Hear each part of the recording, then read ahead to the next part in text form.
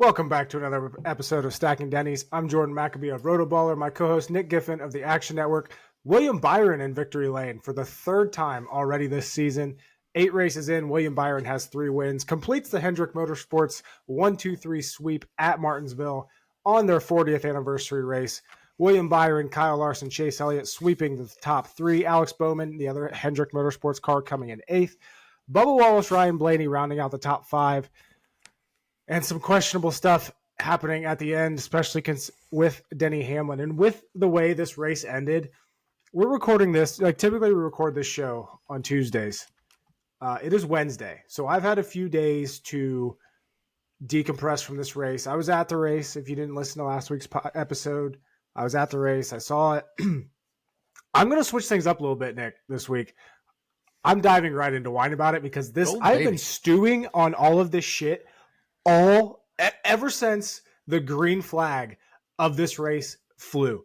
Mm-hmm. I have so much to say here. So apologies to you. You're going to be my therapist for a little bit, but I have a lot to whine about. I love it. Let's go. I'm ready. Number one, this late fucking caution. This is selfishly my personal whine about it because my biggest bet of the weekend, I had 2 big bets this race. One was Joey Logano top 10, which I had no issue. Like that was fine all race. But my biggest bet of the weekend was Tyler Reddick over 10.5 finishing position. He did not run in the top 10 all day outside of maybe like 20 laps. Couple laps, yeah. Couple laps, he was not in the top 10. Of course, that final caution with 3 laps to go, 2 laps to go, he comes in and gets tires, and I'm like, of course, Tyler Reddick, who I already am always on the wrong side of Tyler Reddick. Like, I don't like Tyler Reddick when he wins. I like Tyler Reddick when he sucks. Like, I just can't figure out Tyler Reddick. Mm-hmm. This was the easiest bet of my life. This was easier. This was Ryan Blaney at Martinsville. To wrap it all up, before I continue going on, I fucking hate Martinsville. I hate Martinsville. 100%. I fucking hate Martinsville. This is my catalyst racetrack that just fucking hates me, and it is now mutual. I like the hot dogs. I like the overall track itself and the venue, but for all intents and purposes, fuck Martinsville and fuck everything with it. I'm never betting on any race there again. I am so mad that I lost this bet. Tyler Reddick comes home 7th. Did we just glitch out? I lose that bet, and the worst part is you got so angry. You got so angry that our recording program just glitched out.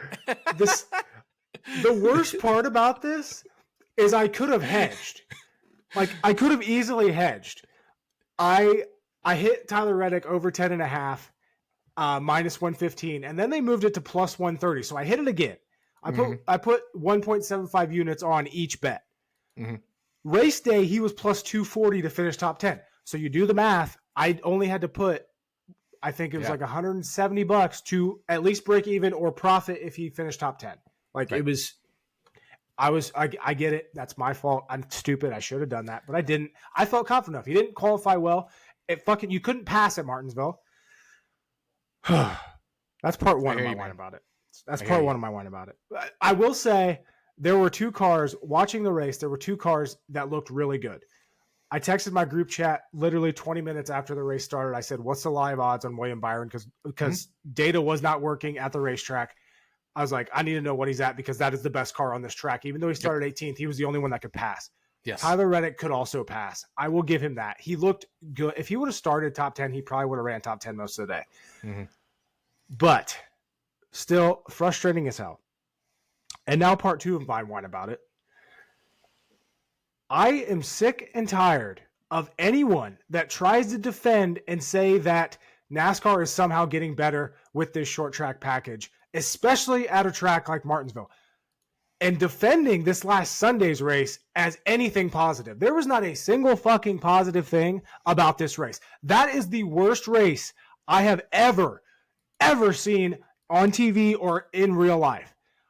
The entire time I was just watching them run within like the exact same lap times. And then the leader would get to Austin Dillon. Austin Dillon wouldn't get over for whatever reason. Yeah. And then they're all just stuck and nobody could do anything. There were 2 cars that could pass, and it was Byron and like Todd Gilliland had a good run there. Like I said, Reddick was really good on the short runs. He could pass early in the runs.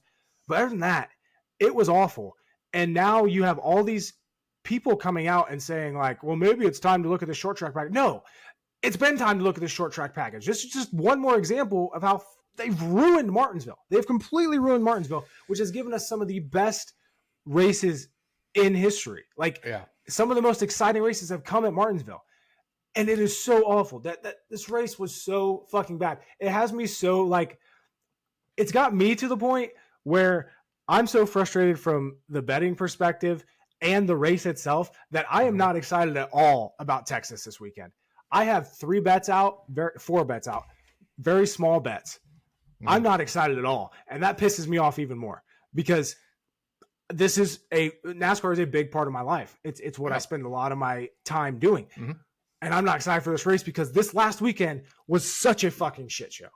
Yeah. Not to mention the cherry on top. I need an actual cherry. The cherry on top is David fucking Starr was in that race and was so slow. So fucking slow. He was somehow allowed to race in this race. Why was David Starr allowed on the racetrack? He was like 7 miles an hour slower than the fastest car in practice. Yep. He was terrible. His average running position was 36.99. There was 37 cars in this race. It was embarrassing how slow he was. My friend who went with me to Martinsville looked at me after the first stage and he goes, who the hell's in that 66? They are by far the slowest car on the track. It's embarrassing. And I'm like, I know. It was bad. And I don't understand. Why is there a minimum speed? Why does NASCAR have minimum speed? I don't get it because they obviously don't fucking enforce it because that in and of itself, like obviously they're not going to see that on TV. They're just going to say, David Starr's slow. But the fact of the matter is David Starr was out on the racetrack just logging laps. Thankfully he got out of the way this time, unlike other races that he did. Oh. But Christopher Bell literally lost a tire, didn't get a caution thrown until about 3 laps later, went in, fixed it, stayed in the pits, and he was still ahead of David Starr. Like that's how bad that car was. Like why was it even allowed to race? But yes. Okay. I have whined enough. I have a big beer here.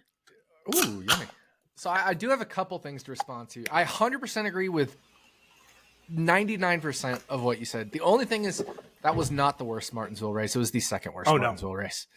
It was the second worst. 2022 first race was the worst. You know what would have, I agree with you 100%. Yes. If William Byron started on the pole, he would have led 400 laps on Sunday. Sure.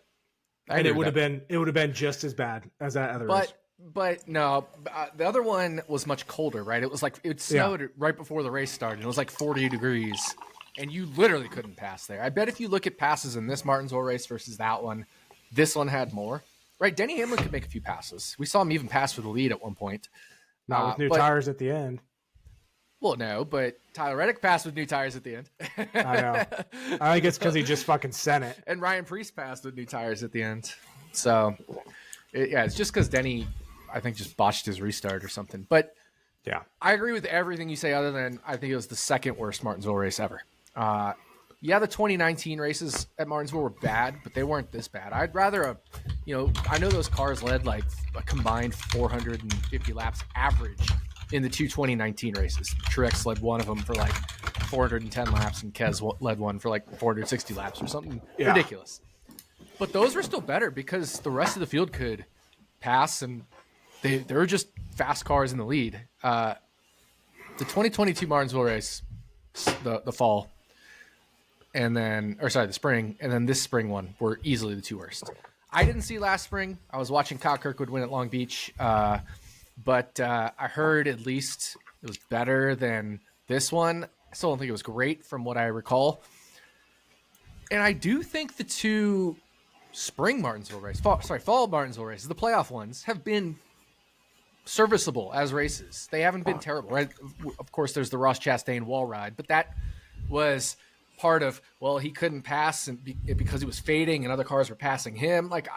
The warmer temperatures have helped Martinsville. So the playoff races have been better, but all 3 spring races at Martinsville have been terrible. This was the second worst from of the two I've seen, but even of the three, like from what I've gather and the little bit I've watched from last year's spring Martinsville, this was the second worst of the three. 2022 is the worst of the three. But you're right. Nobody can defend this. And people are trying to. That's the problem. People are trying to defend this as good, but there was nothing good about it. It is the first race I voted this year for no in the good race poll. First one. And it says a lot when of the two Martinsville races I've watched in the spring, I voted no on both of them as for the good race. And I rarely vote no. You know me, I like racing just in general, even if it's hard to pass or whatever. This was just bad, dude. This was bad. There was nothing enjoyable about that. And then people are like, well, maybe if you saw it in person. You were in person. It was bad. It was embarrassing. It was horrible. So, yeah. Sorry about your damn Martinsville luck. You had, like I said, you had that Reddick bet track has the whole day, number. basically. You had that Reddick bet the whole day, basically, until the very end. I lost a little bit on that late restart. I traded out Gilly top 10 7-1 and half a unit for Priest top 10 2-1 with a full unit. So I think it cost me like a unit or unit and a half or 2 units, whatever the math ends up mathing. I didn't even calculate it, but I still profited a little bit. I did bet William Byron live, but it was just peanuts basically. So I didn't track it or anything in the app. But I bet him live really early in the race when he was moving through the field on that first stint. But it was just peanuts. I like if I had tracked the actual size that I bet, it would have been like 0.05 units or something stupid. So, I made a small profit, but not a anything to write home about or anything on Martinsville. Just bad race all around. It was just embarrassingly bad, and it sucks that we have to be talking about that and not just a great race. And I know viewership was decent, especially compared to Caitlin Clark and their game. They expected viewership to go down, and it stayed good. So that's positive. Here's the thing. Remember we talked about the Chase Elliott bump? This was lower than last year's Martinsville race because that's when Chase Elliott was back last year. Was it lower than last year's? Mm-hmm. Was Martinsville, he came back and it was lower. So I think the Chase Elliott bump is real. Yeah. He looked good, by the way. I was definitely wrong. I didn't think the Chase Elliott bump was necessarily a real thing last year. This year, I fully believe, looking back at last year and how we tracked above all the Chase Elliott races that he missed this year, and now when he comes back, we're below it. Yeah, I think I have to admit I was wrong last year when I didn't think there would be much of a Chase Elliott bump, but it seems like there was. But, it's hard to tell. Time will still tell if, once we get away from March Madness and some of these other things that have potentially taken away from some of these races. So it's not a perfect comparison. Yeah, we got the Masters. It's not a perfect comparison, but I do think, because last year Martinsville was a week later, so it was after the NCAA tournament. So there could be some of that. But even then, accounting for that, maybe we're slightly ahead of last year, which means there still would have been a Chase Elliott bump because we had been significantly ahead of last year for most of these races, like 8, 10, 12%. So, yeah. But that's your whine about it. Should I get to mine? Yes, the floor is yours, Mr. Therapist. Yeah. So, I'm still finishing up this non-Luvabella wine that I have, but I do have a Luvabella wine. Remember, Wine About It is presented by Luvabella Winery, Luvabella Wines. Jordan's got the Purple Rain there. I have the Blueberry Lemonade, which I have not opened. My girlfriend wants to try it, so I figured this is the perfect time to crack it open and try it. And since my glass is not empty, I'll just drink it out of the bottle. So here we go.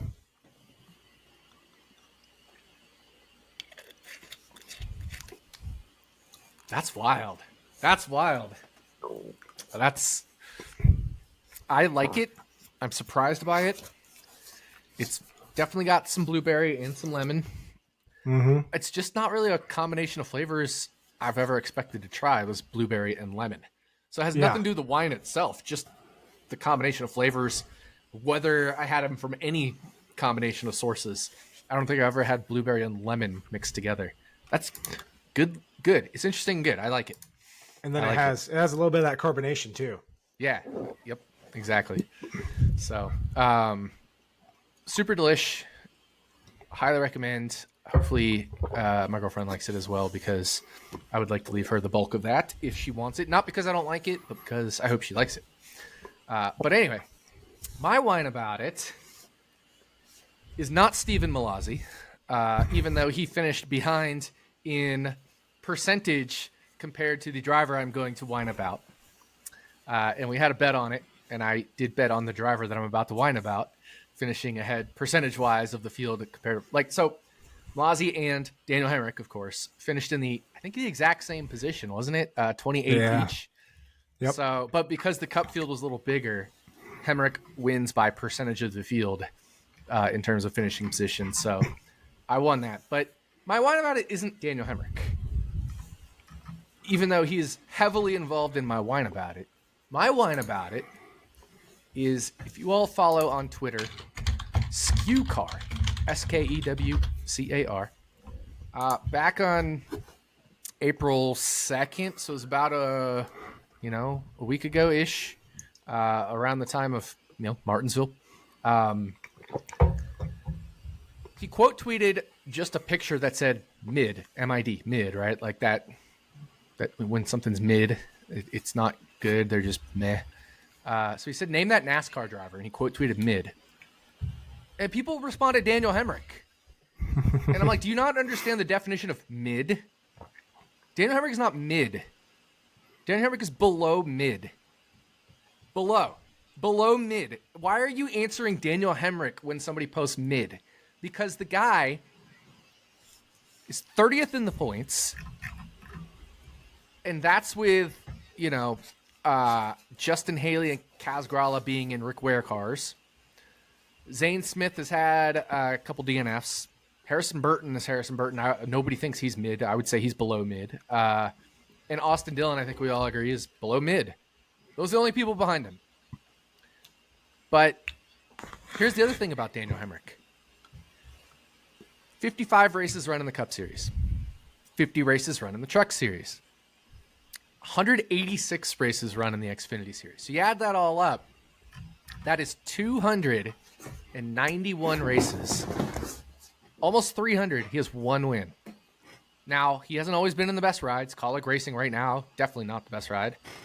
But Kaulig Racing won a lot of races in the Xfinity Series. How many did he win for Kaulig in the Xfinity Series? None. Joe Gibbs Racing has won crap tons of races in the Xfinity Series. How many did he win for them? One. He raced for JRM. It was a championship. Yeah, he raced for JRM. He's raced for Richard Childress. In the Truck Series, he's raced for Brad Keselowski Racing, who's produced a lot of great drivers. 0 wins outside of that one Joe Gibbs Racing championship race. And suddenly people think he's amazing simply because he below-midded his way to a title in top-tier equipment. Daniel Hemrick's not mid. I don't think he's a bad person. I don't think he's a bad guy. I'm not hating on Daniel Hemrick. I'm just questioning why people think when they say the definition of mid, they come up with Daniel Hemrick, who is, by all definitions, I mean, he's been outperformed by his teammates every season of every year, not counting a fluky title where he won his only race. Like, if we want a definition of mid, why not somebody like a Chase Briscoe or something who shines on some tracks and sucks at others, right? Yep. Or even a Daniel Suarez who has multiple career wins and has been okay, has had more wins in the Xfinity Series and or Truck Series, like that kind of thing, right? Like, I would put Daniel Suarez more in the mid category than Daniel Hemrick. Mm-hmm. A guy who is maybe the literal definition of mid was a Paul Menard, but Daniel Hemrick's not mid. So my whine about it is when somebody asks for mid, don't give them bottom, give them mid. Yeah. How does Daniel Hemrick keep getting these rides and opportunities? Because I don't think he's not like a Paul Menard where they have Menard's money behind him. Right. I don't understand how he keeps getting money or keeps getting rides. Honestly, I don't know. I mean, he probably does have some money, but I don't really know the backstory or anything there. But like, I mean, look who else races for Colleague, right? Like AJ Allmendinger has us 2 6 places already this year. Yeah, one of them is at a drafting track and one's on a road course, but at least he can do that, unlike some other guys. So it's weird, man. But I will say this: the point standings, which I know we'll talk about in a little bit, but like you look at the bottom 5 or 6, and aside from Zane Smith, like it's all the people you'd expect. Noah Gragson doesn't count because he has the points penalty, right? But like below Noah Gragson, it's Hemrick, Austin Dillon. A little surprising with RCR because he's been higher before, but he also had a lot of bad luck to start the year. Dillon did, crashes in the first 5 laps in like 2 of the first 3 races or something. 3 of the first 4, I think it was. Justin Haley in a wear car, Gralla and mostly a wear car, Harrison Burton, who's garbage, and then Zane Smith, who's had a combination of bad luck and bad tracks, I think, for him. Yeah, definitely good bad luck, or a lot of bad luck. Sorry. Do you have anything else for Martinsville, or do you want to get right into the standings? I mean, I will note that our boy Todd Gilliland had a great run. He should have had a top 10. It pisses me off that he didn't. Yeah, we were all over that 7-1. Model was really high on him, everything like that. So it sucks that he only got 13th, but he's a guy that 5 races now in the NextGen car at Martinsville. All 5 of them, he has had a top 20 starting position and been capable of a finish in the top half of the field, if not the top 10. If this does anything, any positive out of him finishing 13th, is next time we're at Martinsville and he qualifies 16th, people still won't be on him because he didn't have the top 10 here last time. And they're not like, if he would have finished 8th this time, people would be like, oh yeah, Gilliland's the guy. Whereas this time, like you said, we both saw the upside there. I wrote him up. Your projections were high on him. Like, yeah, we were both there on him. Yeah, no, this was the one week I didn't write anything up. Just total, March Madness and just complete exhaustion. We had Super Bowl, Daytona 500, March Madness, basically back to back to back for me. So the only article I will miss all year is free article. So, you missed out on something free. I don't feel that bad about it, but I had my alarm set for Sunday morning, 6:30 a.m. Pacific time to write it. I just couldn't do it. I said, screw it, I'm going back to sleep. I just couldn't. Yeah. But there won't be a missed one. The rest of the season, I would doubt, especially not in the offseason for NFL. But my model, if you use the Fantasy Lab projections, was really high on Ryan Preece and Todd Gilliland, and they both ended up in the optimal lineup. Yep. I wrote up Preece as a core play, and I wrote up Gilliland as a tournament play. So, like, I know I just spent 15 minutes bitching about Martinsville. I feel like and that just adds to it. I feel like my analysis was so on this week. Yeah. I feel really good where I've been at this past month. It's just very deflating when you have a couple weeks like that. Yep, but definitely. Let's talk about Denny Hamlin's decision at the end of this race to pit, because I don't know in what world that works out outside of Richmond or something ridiculous. He's not going to win that race without 3 restarts. It all depends on what everybody else does. When I was watching it live, I put in my Slack chat with PJ Walsh. I was like, and I think Joey Logano was running around like 7th or 6th or 8th or somewhere in there. I was like, I think Joey's the first to pit, and I think everybody behind him, or most everybody behind him, comes in. And that's not what happened at all. No. Denny came in, but then nobody else came in until the back 3 cars. There were only 13 cars on the lead lap at the time. There were 14 with somebody getting the free pass. I think it was Ross getting the free pass, but that doesn't count for him because he doesn't get to have the fresh tires and he starts at the tail end, etc. So I thought like the whole back half of the field would come in and get 4 tires, and that just didn't happen. And like if you're Joey, why don't you come in from 7th or 8th or something, right? And give yourself a chance to push your way up to 4th or 5th or 6th. And I guess there's the risk of falling back to 13th, but the downside of going from 8th to 13th is less than the upside of going from 8th to 2nd or 3rd. I'm gonna quickly eat my words here. How it played out makes it look like a very stupid decision.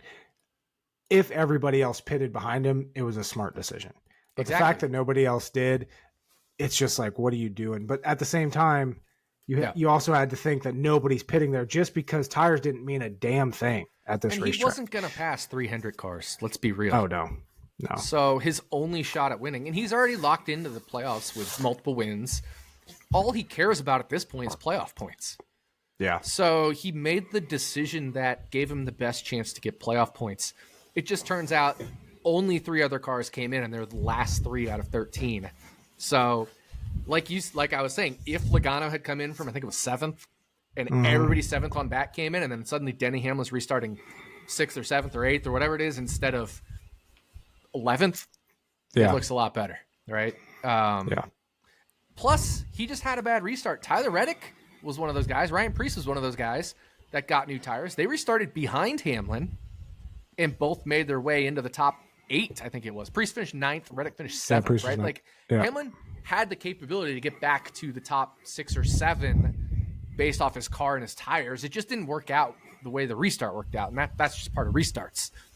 But Tyler Reddick restarted outside the top 10 and pushed his way up to 7th. You could definitely think Denny Hamlin should have been able to then, and especially had more cars come in and he was restarting 7th, right? Then it looks like a great decision. So you're right. Why did he? It looks like a terrible decision given what happened, but if 3 or 4 other cars come with him more than the 3 or 4 that did, all of a sudden it looks like a pretty good decision. Mm-hmm. And I think, part of it, I didn't bet it, but I felt so bad. One of my best friends, he had his 2 bets of the day were Reddick over 10.5 and Denny Hamlin top 5. Oh no. That final. That's killer. Yeah. That's NASCAR betting in a nutshell. It's, and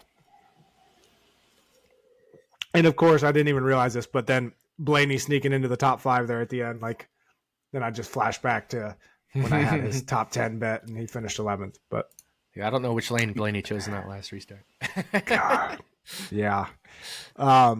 Another thing, just to cap off Martinsville here, I guess there was a wreck at the end. It included Cindric and a couple of other guys. Fox didn't even think about showing it.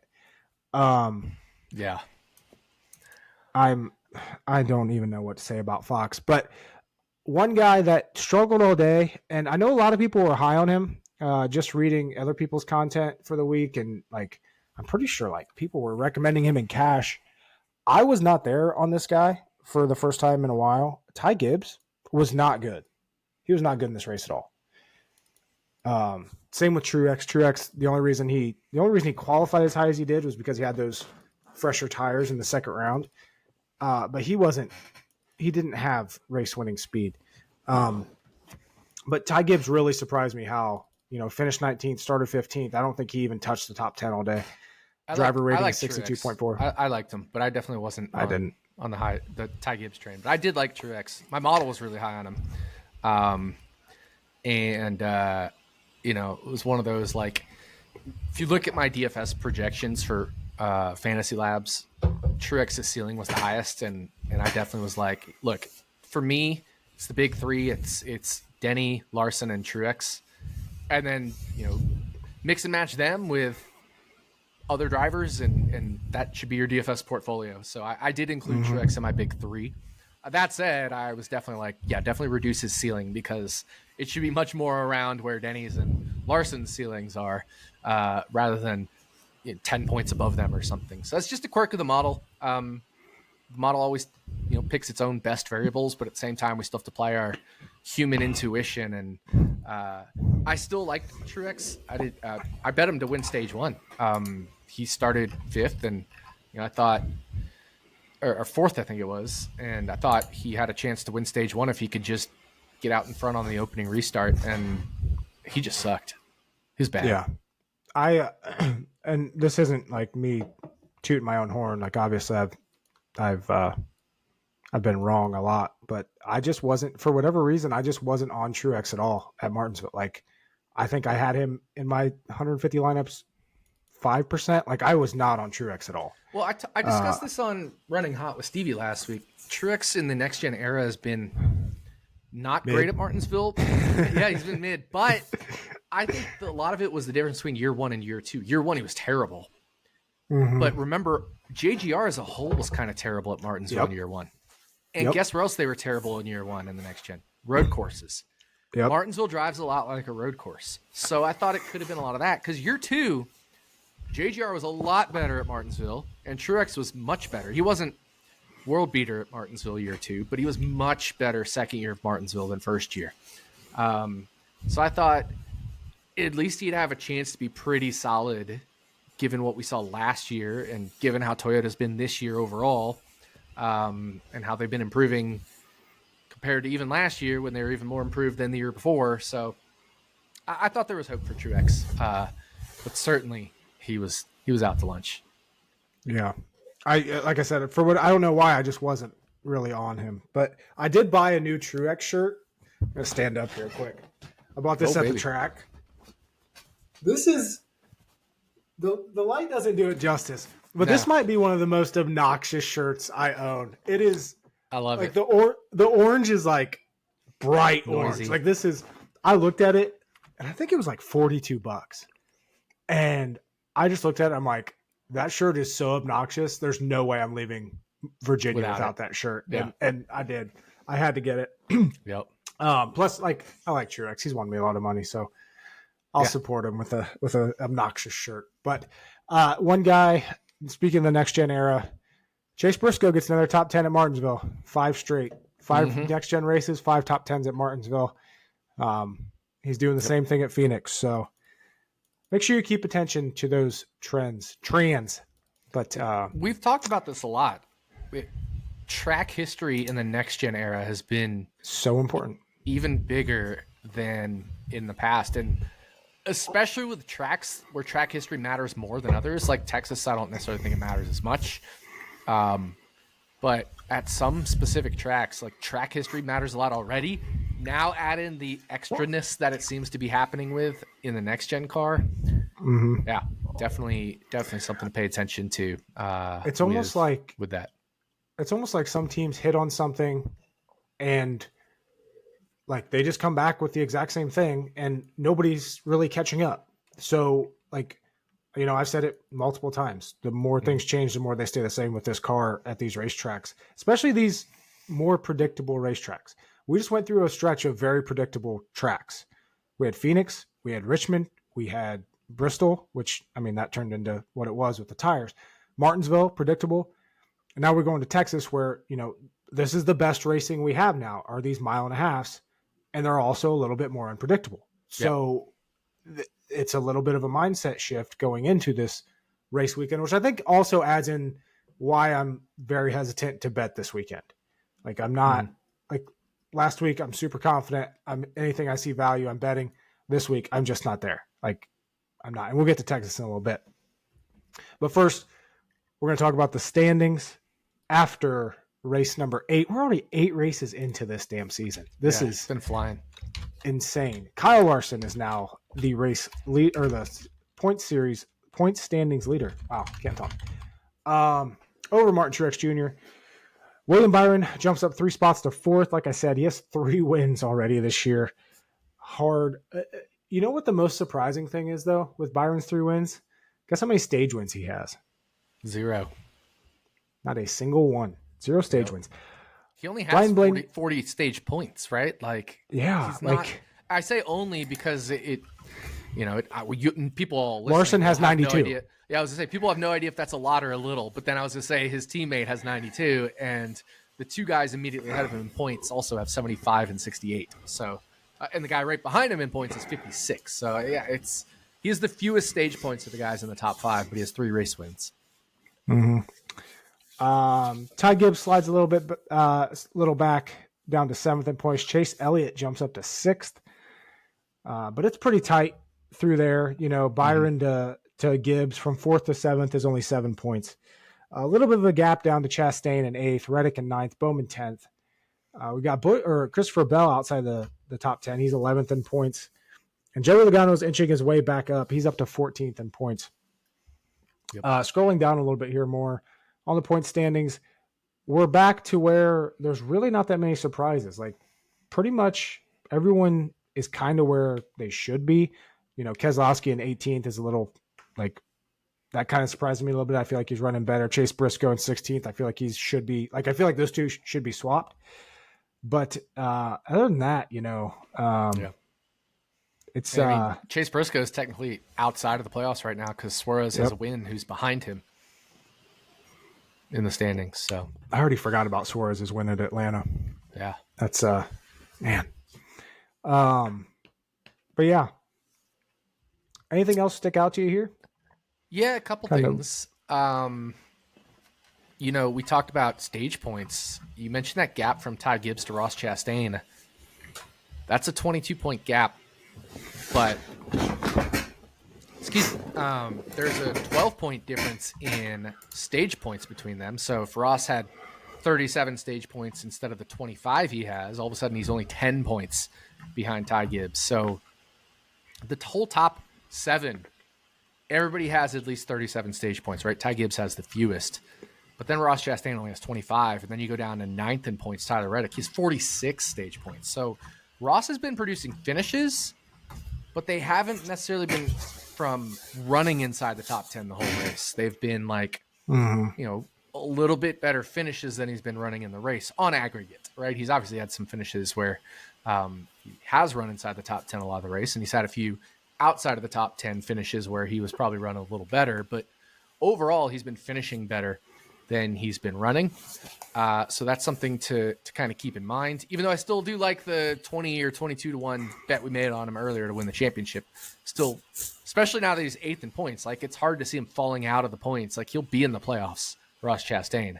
It's just a matter of how far does he go in the playoffs at this point. But if you're inside the top, let's say Ross, Reddick, I'd say like through Reddick, maybe I wouldn't say Bowman just because we know Bowman can Bowman. And then obviously Bell's locked in. So other than Alex Bowman, inside the top 11, I wouldn't say is locked into the playoffs, but I would be shocked if any of them other than Bowman misses the playoffs. What do we think about Bubba Wallace sitting there in 12th? Should be higher, honestly. He's had some bad finishes in races. He's run a lot better. He should be in the top 10 right now in points. I understand. Okay, I know the reason why, the actual reason why. But can people just start admitting that Bubba Wallace is good? Yeah, like exactly. What more? Like he's officially ran top 5 all day at Martinsville.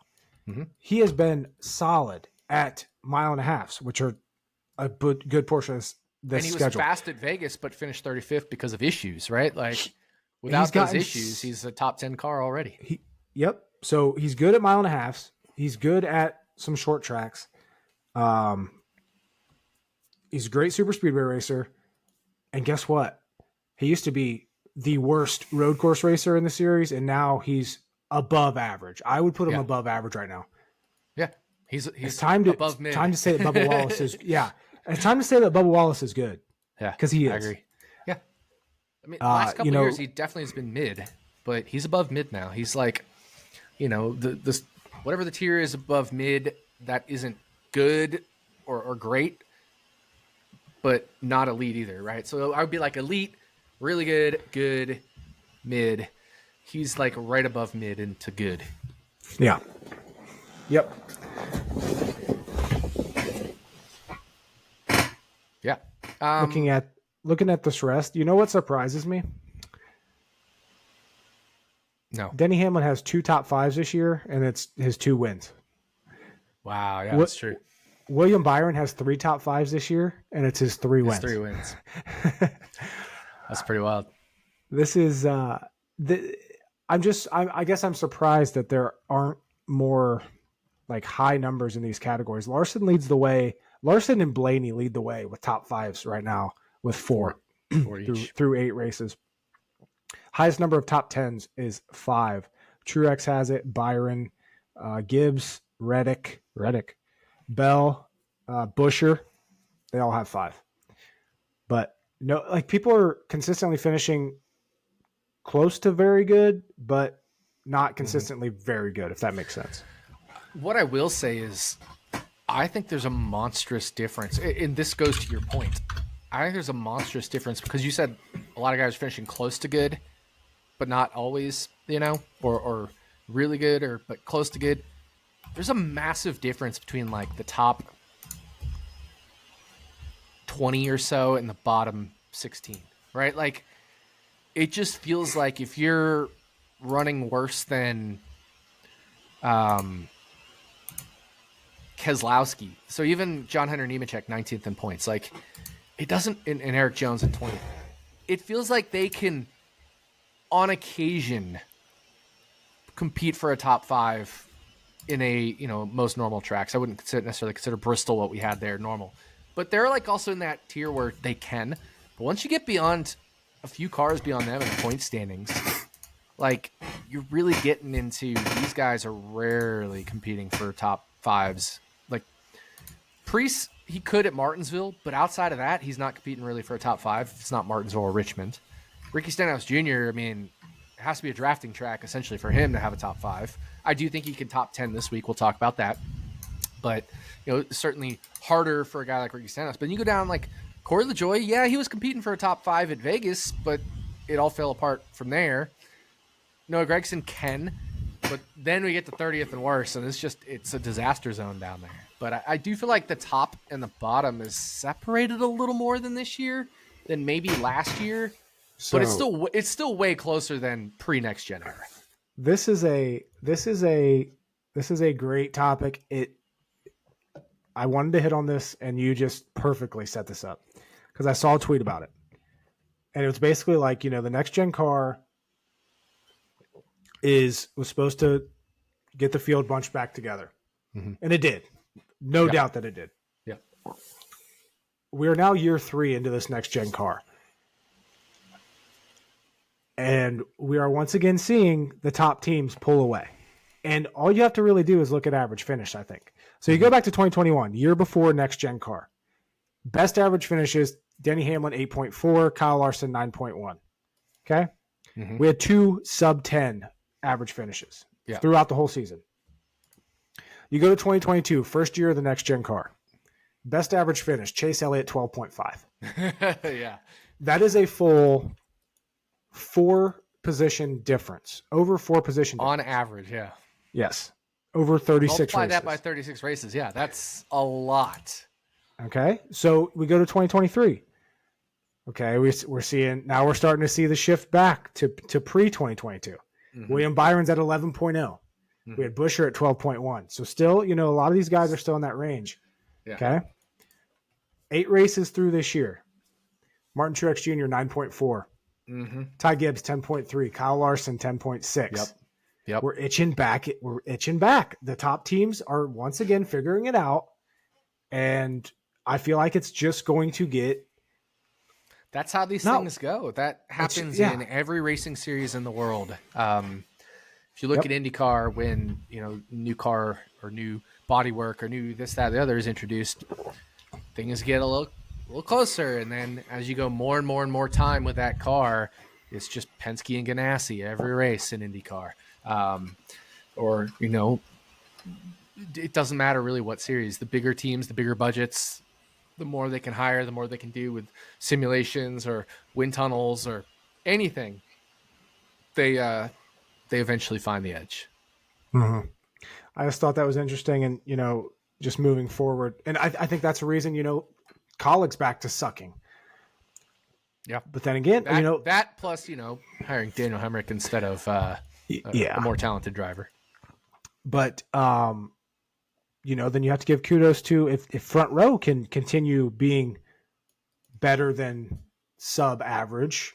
Yeah, kudos to them for doing that. So it's just something to keep. We're only 8 races in. It's still a decent sample size, but let's get to 18 and then let's reevaluate this and be like, do these top teams still have that edge? That's something that I saw someone tweet it the other day and started looking into it. And we're 8 races in this year. And if we look at 2023, after 8 races, we had 1, 2, 3, 4, 5, 6, 7 different winners. But this year we only have 5, right? And I think in 2022 we either had 7 or 8. Remember, it seemed like everybody was a new winner every week in the first year of the NextGen. There were no repeat winners in the first 8 races last year, or in 2022, I should say, the first year of the NextGen. So yeah, it's. No, sorry, William Byron was a repeat winner, but only 1. So the previous 2 years there were 7 winners in the first 8 races. This year there's only been 5 because William Byron's won 3 times and Denny Hamlin's won twice. So there's only been 5 winners this year, which is kind of showing a little bit more of a trend towards the big teams doing the bigger things as well. We've talked about Byron quite a bit. You know who could go out and win Texas, and you know who won Texas last year? William Byron, but William Byron.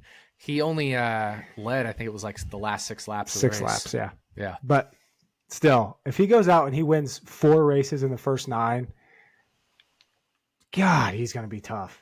Like that. Mm-hmm. They're firing all cylinders. And since the 3rd race of last year, Byron has 1, 2, 3, 4, 5, 6, 7, 8, 9 wins in the last 42 races. Ridiculous. Yeah. I thought it was interesting. That's like almost a Jeff Gordon, 10 or Jimmy Johnson 10 wins in a year, almost, because it's 9 and 42, which is more like 7.5, 8 and 36. But that's insane. Yes. When Kevin Harvick won 8 that year, a couple of years ago, 2020, I think it was, maybe 19. It was 2019. He and Hamlin won like 8 and 9 each or something. We were talking about how dominant they were. That's how dominant William Byron has been in the last slightly more than a year. Well, here's a question for you. He had 6 wins last year. He has 3 wins this year. Could we see him get double-digit wins this year? I think we could. Oh, we definitely I'm not gonna say easily, but there's a very good chance.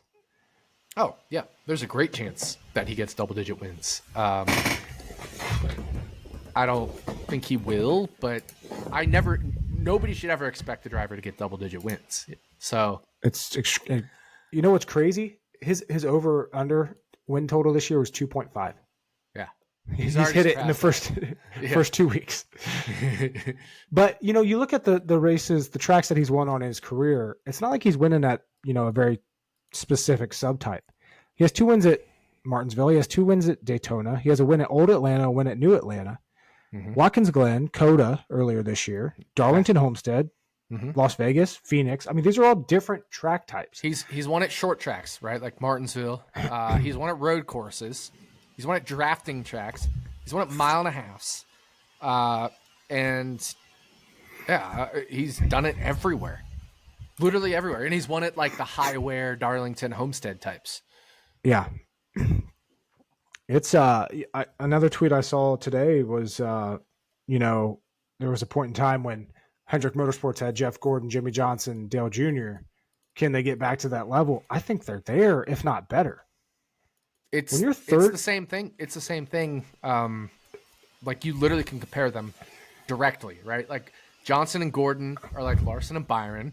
Yep. You've got Chase Elliott, who's like Chase Elliott or Dale Jr.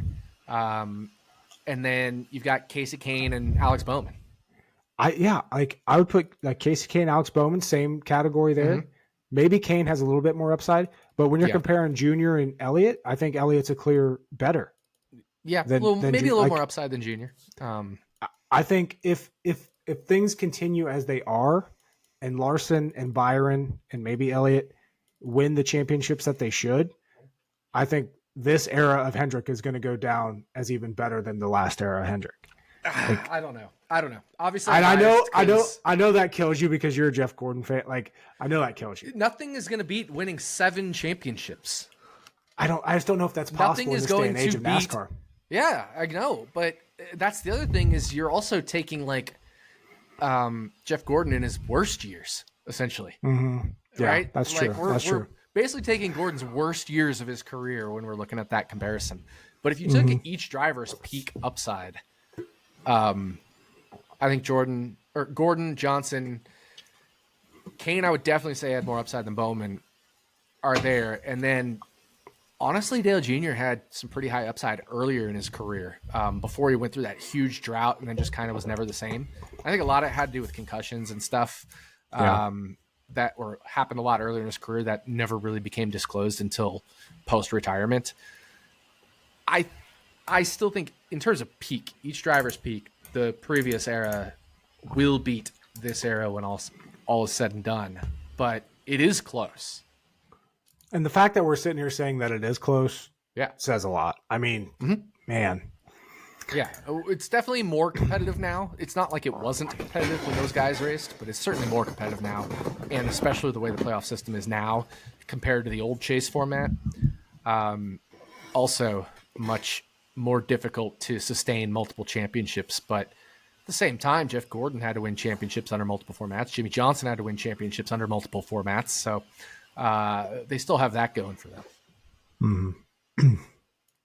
Something to keep an eye on, though. Like I said, Byron gets a fourth win. He's racking up those playoff points, but at the same time, he only has 15 right now. Yeah. Hamlin has 12. Larson has 9. And, Byron's 48 points out of the points lead. There's no guarantee that he's going to get those extra playoff points not at all. at the end of the regular season. So he might be racking up these wins, but he's not racking up a ton of playoff points yet. So to be fair, though, it's Byron, Hamlin, and Larson, and then you have to go all the way down to Bell, who has 7, and then Daniel Suarez has 5. He's the next most after that because he's the only other one with a win, and everybody else has 1 or 2. That's true. Yep. So he still has 6 times more than anybody else except the other drivers who have wins. Yeah, you're right. Good point. I didn't pull up. I was just looking at some of these top ones. Yeah, that's a good point. Yeah. But yeah, moving on. We are on to Texas, which used to be the most hated track on the circuit. I still feel like it's getting hate because I can't count how many tweets I saw this week where people are like, man, we thought Martinsville was bad. I can't wait to go to the next track. Check schedule. It's Texas. Damn. But I think Texas has been really good in the next gen era. I legitimately think it's been. I know 2022 had all the tire issues, but when they were actually racing, there was passing going on. Last year's race was good. Texas is good now. IndyCar Texas has been fucking banger the last 2 years as well. The fact of the matter is this car drives the best at mile and a half tracks. And Texas might suck overall, but it's a mile and a half track, and they're going to put on a show this weekend, and it's going to be good. I have no doubt about it. I don't think Texas has been bad at all in the next gen era. Obviously, the tire issues sucked in 2022. That was kind of ruined things for a lot of people, but the actual racing that took place when they weren't popping tires was really good. And last year's race was really good as well. I'm looking forward to Texas. And I think that's part of me when you're like, I'm not even looking forward to Texas. I'm like, I'm trying to get you excited because I think it will be good. I'm excited. I'm excited to watch it. I'm not excited to bet on it. That's where I'm at right now. I agree with all of that. And not because I'm not excited to bet it, but just I haven't found a lot. Like I've made a few small bets. There's no value out there. Yeah. Like there is, but it's few and far between. I'm definitely not looking forward to my Running Hot podcast because I have no idea. I record it. So we're recording a day late on Wednesday night, me and you right now. I record Running Hot Thursday morning. I have no fucking idea what I'm going to bet or get for Running Hot. So, yeah, that'll be fun. The only bet that I bet it. Well, I'm not going to say the stupid line that was posted just in case something happens where they go and void it. We'll talk about that next week. I like that bet. I bet Keselowski top 10 just because my pre-practice and pre-qualifying algo had him like his potential is high. So I bet him top 10 at plus 115, I think, plus 120. So I like that. And then the bets that, you're on them as well. Stenhouse top 10 at 20 to 1. Zane Smith, top 10, 35, 35 to 1. Like those are just, there's value there because they're so long. But like when I ran my numbers and everything, books came out on Monday or Tuesday and it was Larson, Hamlin, Reddick, and my numbers were Larson, Hamlin, Reddick. Like it was, exactly. It wasn't as much of a gap as Larson being that much of a favorite for me, but it was still 1, 2, 3 those. So there's that's just another reason. There's not a ton of value out there that's screaming to be bet, and you're going to have weeks like this. Like we just went through, what was that? 5 races in a row where I had 10 plus units every single one of those races on the board. That's, we need a race like this every once in a while where you just take a step. So I haven't tracked a single bet yet, even though I've made 4, simply because 2 of them, so obviously me being in Nevada is kind of a special situation because I get the opener of the openers. Yep. So I get to bet at Westgate right when they drop. Before anything else drops. And so I bet them. Sometimes I move the line, sometimes I don't, depending on how much I bet and how much I like of driver. And if other people like it too, then it may move along with me or shortly after me. But I don't want to be like, I bet this guy and then nobody else can because everybody else can't because it's only available in one state. And so by the time it comes out to everybody else, which even then is only a Superbook, which is, the Westgate Superbook, and then Superbook is like the other states, but they don't have the Westgate title with them.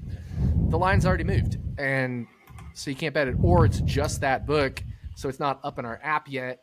I could custom track it. I've done it a couple times, but it's like, if you're following me, I want to at least try to get you as much of an opportunity to bet it as possible, while still obviously trying to get the bet in myself first. So if something's moved or if it's not very widely available, I'm not going to track it because all that's going to do if I can track it is ruin it for all the other people who don't have it available to them yet anyway. So I bet right at the drop, I bet John Hunter Nemechek to win 300 to 1. I bet Daniel Suarez to win 100 to 1. But those were super tiny sprinkles because it was available to nobody else unless you had Westgate Superbook in Nevada. And by the time Superbook was out in other states, they're already down to 280. And they were only available in Superbook states because Caesars opened both of them at 50 to 1. So it's like, all right, well, I can't even track this. And same thing with the Zane Smith and Ricky Stenhouse. I'm like trying to save it for running hot. If maybe it'll still be there in the morning with at Bet365 on a couple of those, and we'll see. But ESPN, FanDuel, and Bet365 all had really long numbers on Zane Smith and Ricky Stenhouse. And I could throw it in the Discord and be like, bet this, and then everybody bets in the Discord, but then I don't have any content to use for my podcast. So one of those fun things. So I've made 4 sprinkle bets on those 4 bets that we talked about. Yeah. And like I said, like I've been searching, I've been looking for anything and there's just not much out there right now. And you're going to have weeks like this. So definitely. It's kind of frustrating. Like, people like to get action down. They like to have some skin in the game with these races, but you also have to have the weeks. And they like to be right? Like they like to brag that they hit something or whatever. Yep. We all do. We're both part of that too. Like it's fun to be right and then make money and brag about it and be right. But at the same time, I'm not just going to bet to just bet. Yeah. And I'm a streaky better. Like I'm on a stupid hot streak right now. I think I'm plus 35 units since Phoenix or something stupid. Yeah. Like for me early in the year, like I've always been a second half better. Right. Second half is my bread and butter of when I'm doing good. So the fact that I'm starting out the season strong like this, typically when it gets like that, I get super confident and if I find a small edge, I'm trying to bet it. And it's not the case this week. I'd have no interest. Like I started off hitting like 4 straight winners in the first 4 races, if you include the clash and the duels and stuff. So I hear you. I'm streaky in that. And then since then, I've basically just been like flatline, some down weeks, some small up weeks, some pretty much break even weeks. But basically since the first 2, like through Atlanta or whatever it was, or not Atlanta. What was the second race of the season? Yeah, it was Atlanta. First Atlanta through Daytona, through the 500. I was basically like straight up, and then it's just like flatlined ever since. I will note, we'll get to our picks to win later, but we once again continued the hot streak in those picks, which is nice to see. It's too bad, we can't get the odds that we want on all of those picks because we'd be killing it. Yeah, exactly. But looking at, we've had 2 races here at Texas in this next gen era. Both of them have been in the fall. Mm-hmm. So September, both races. We're now racing in April. First off, do you think that changes anything or not? It's kind of like Richmond, where do we think it changed anything that went to night? Maybe barely. Like, was Richmond different at night than it was in the day? Just a tiny bit. Like, I think the tire wear was almost identical. Maybe the slightest bit less wear. Just the tiniest bit less wear. And I'm not saying that's going to be the case at Texas, going from different weather to different weather, because we've seen, right, like last year, the single best race was Kansas won. Kansas won, which was May 7th, which is less than a month from now. So we can have great racing at mile and a half at this time of year. So does it change anything? Maybe a little bit, but not. I don't think it's in any way predictable on how it'll change things. Second off, what do you consider the most comparable track to Texas on the schedule? It has to be Charlotte right now. That's what I was thinking, Charlotte. It has to be, because Texas is the lowest tire wear mile and a half. Charlotte, if it was run in the heat of the day, would be more like a Kansas and a Vegas, but because we run the 600 at night, it's not. So it has to be Charlotte. Charlotte's more like a medium, like a true medium, whereas like Kansas and Vegas are more like medium high-ish. So it has to be Charlotte. Plus, they're the same shape. One of the sets of turns is the same banking-ish, and all that in width. The other one at Texas, since the reconfigure, they like lowered it and widened it. But one of the sets of turns is still the same as Charlotte. So obviously it has to be Charlotte. But I'm pretty much just using all the mile and a halves that, are quad or tri-oval. So that means Kansas, Las Vegas, Texas, and Charlotte. Mm-hmm. And I'm pulling up. If you don't check out Win the Race, they have a lot of great stuff. I use them. I look at their stuff every single week. Specifically their front runners post. Greg Mathern, he does it. Compiles all the data, similar tracks and everything. It's just a real quick reference to look at if you want some quick, info to grab and good stuff there. So looking at 2023, 2 Vegas races, 2 Kansas races, Texas, Charlotte, and then 2024 Vegas. Best average running position just in those races. Kyle Larson, number 1, Denny Hamlin, Truex, Reddick, Blaney. The typical guys.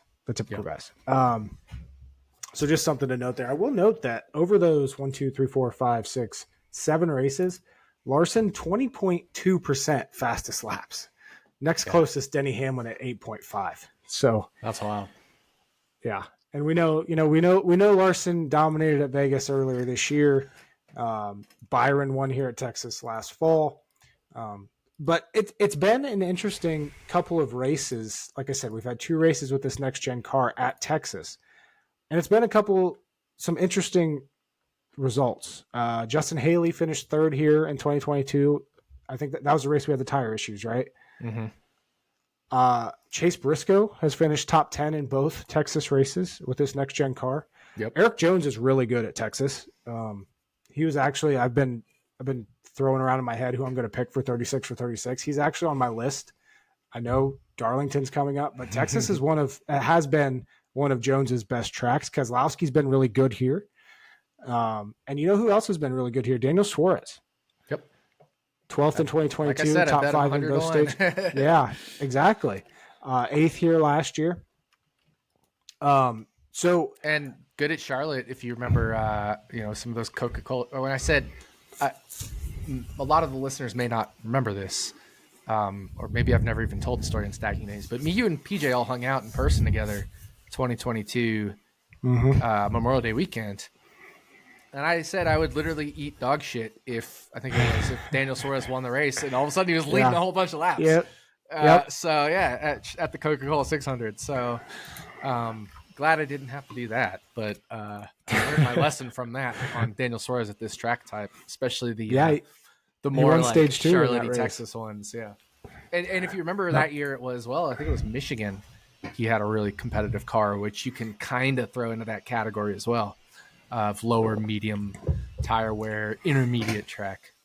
Yeah, I was looking at my notes from last year for similar, and I had Michigan marked here for Texas as well. So just another thing to consider here. But looking back at Vegas, Kyle Larson dominated that race, led 181, won both stages. Tyler Reddick was there closing at the end. I think if he had a few more laps, he could have done it. Ryan Blaney finished third. Truex was running up there all day. But a couple of surprise names, or not surprises, but good runs that day. Noah Gragson finished sixth, started back in 30th, made his way through the field. He was one of those, that weekend he was fast in practice and then backed it up with 6th place finish. So someone to keep an eye on this weekend. The Spire cars were really fast in this race. Carson Hocevar finished 15th. Corey LaJoie was at one point legitimately running top 5.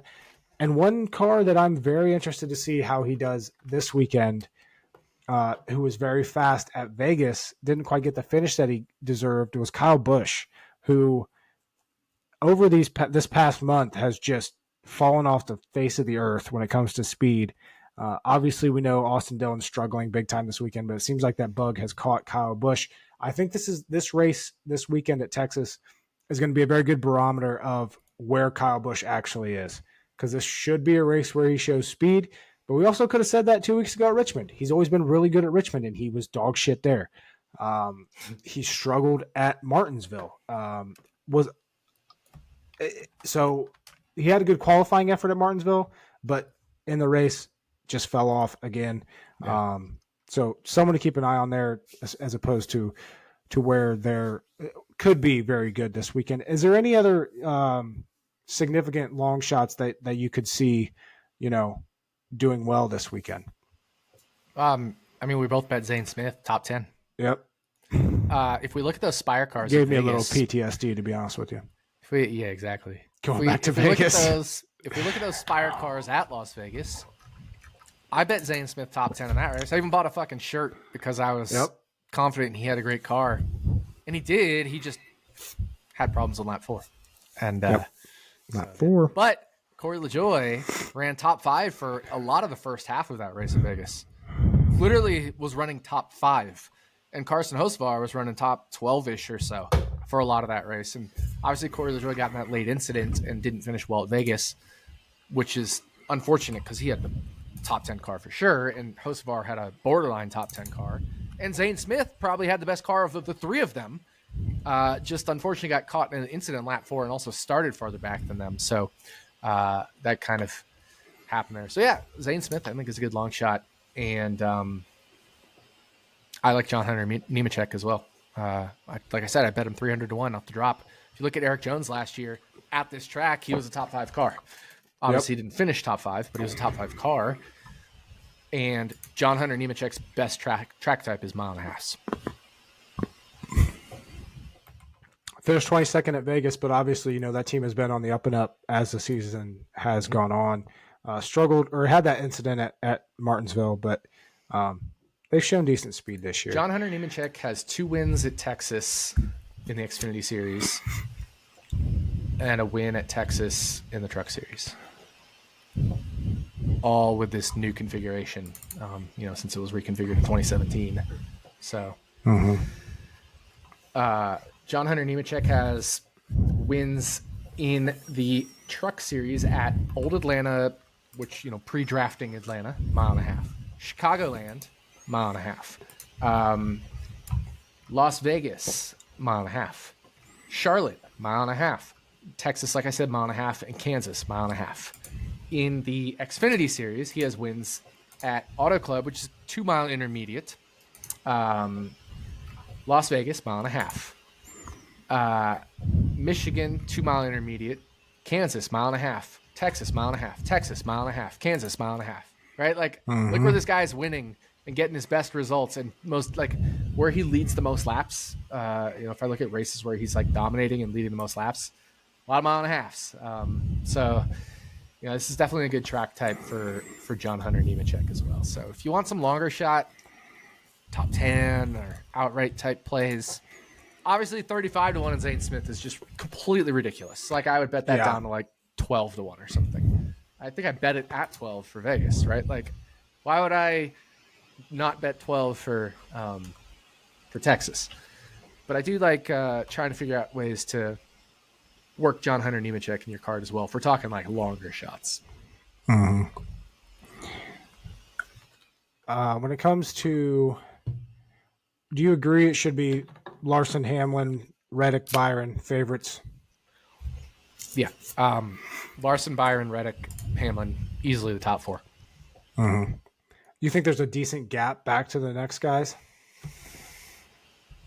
Because to me, there's a pretty, like, not wide gap, but there's a gap there for sure. I think Christopher Bell and Ryan Blaney and Martin Truex Jr. definitely are the next tier.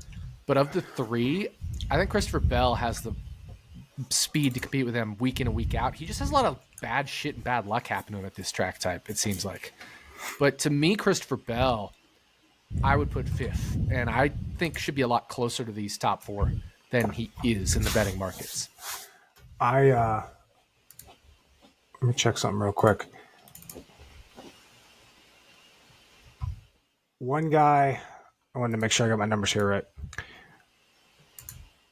Just talked about him a little bit ago. Started on the pole here last fall, led 111 laps. Yep. Bubba Wallace, baby. Bubba Wallace. Don't get me wrong. I like him too. If we're just talking, who's next behind the big 4. For me, it would be Christopher Bell, probably Blaney, then Truex, then Ross and Bubba. What about Chase? No. Nope. See, he's still in that prove it mode. Like he had a great race at Martinsville, but he's still in prove it for me. Mm-hmm. Mm-hmm. Exactly. He's the Ryan Blaney at Richmond. But you know what's funny? We just named 1, 2, 3, 4, 5, 6, 7. We're literally talking about Bubba maybe being the 8th best driver at this track type. And that's better than mid. You know what I'm saying? Yeah. Borderline 8th, 9th, 7th, 10th, somewhere in that neighborhood, but that's definitely better than mid. Mm-hmm. Agree with you there. Looking at careers here, Hamlin does have 3 wins, but I think they're all on the old configuration. Obviously, he hasn't won the last 2 years, but there's no point in looking at the old Texas, correct? Before 2017, don't. 2017 is current Texas. I think Blaney won the very first Texas race under the new configuration. He was with Wood Brothers, if I remember correctly. Let me pull up 2017 Texas. I'm pretty sure it was Blaney holding off Harvick for the win there. First race? No, it was It was not. What race was it that Blaney won? Blaney doesn't have a win here. He won the not the All-Star race, but he did win the All-Star race here, but how's Blaney not have a win here? I swear Blaney was good at Texas. Let me just go to Ryan Blaney. So that 2017 race, he did win the first 2 stages, led 148 laps, but he finished 12th. And he does. I mean, his record here. Maybe that's what it was. Ton of races with driver his rating above 100. First career win was at Pocono. Okay, yeah, that's what it was. He led a bunch at the 2017 race at Texas, I think it was, and was competing with Harvick for a lot of it, but then didn't win. I think he also was competing with Harvick for that win at Pocono. But yeah, 2017, he led 148 laps on the first. Yeah, that's what it was. He led 148 laps on the first race back on, or I should say not back, but the first race on the new reconfiguration. That's what I remember. It was with Wood Brothers. I think Harvick ran second a lot in that race. Let me pull up Kevin Harvick 2017. Because I distinctly remember Blaney being like shockingly good here in the very first 2017 Texas race. So I'm pulling up Harvick now. Yeah, Harvick's average running position was third in that race. So, God. yeah, I have to think it was him running second to Blaney a lot of that. But, yeah, that's what I distinctly remember. Blaney is good at Texas. Like you mentioned, he won that All-Star race. Blaney's numbers at Texas since the reconfiguration are eye-poppingly good. Eye-poppingly good for Blaney because Penske cars don't really run up front a ton, especially consistently.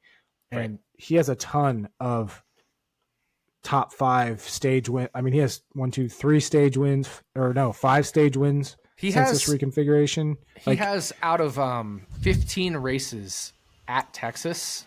So this is Penske and Wood Brothers combined. Out of 15 races at Texas, 6 of them where he had a top 6. Like I shouldn't say top 6 in terms of rank, but like 6th or better average running position. So 6.0 or better. Oh my God. Yeah. Yeah, this is a ridiculously good track for Blaney. I did not realize he was so good here. Mm-hmm. Looks like he got caught up in a wreck here last year, finished 28th, but he did finish 4th in stage 2, 7th in stage 1, even though he started 23rd. He was caught up in the late wreck that got Eric Jones, that got Tyler Reddick. There was I went back and watched it because I was trying to look at both Eric Jones and Tyler Reddick stuff for this particular race and track and stuff. Tire code. That's something we haven't even mentioned. Same tire code as last year's Texas and this year's Vegas. So, if you really want to take the 2 most similar things, I think it would be those 2 races. But Blaney got caught up in that late wreck along with Reddick, along with Eric Jones. It was weird. It started like Reddick just hit the wall, and then right behind him, Jones hit the wall, and Blaney was right behind them and had nowhere to go and hit the wall. It was weird. Mm-hmm. It was almost like there was something on the track that caused them all to hit the wall in the same spot, but nothing ever was said about it. So, weird one. But they were all running really well last year. I think I might have just talked myself into a bet. Why does this happen so often on this podcast? Blaney top 10 minus 155. Yeah, I like that one. I was looking at, I think it was... What top 10 bet was I looking at? Let me scroll down here. I was looking at Bubba top 10 minus 125. I like that. Would I rather have Blaney at minus 155 or Bubba at minus 125? Pretty similar for me. My favorite top 10 bet right now is Kez plus 120. I'm really high on Kez this weekend, but yeah. I fully expect biggest concern for me was how bad he was at Vegas. That's true. I mean, he finished 13th or 14th or whatever it was, but he ran worse most of the day. Yeah, he started 25th, driver rating of 65. Definitely not good. So, tough to say. We got Noah Gragson, right? I mean, finished, 6th at Vegas or something? Yep, 6th. And he was, at the end of that race, he was one of the fastest cars on the track. Yeah. He's plus 250 for a top 10 at Caesars. He ran here last year, finished 21st.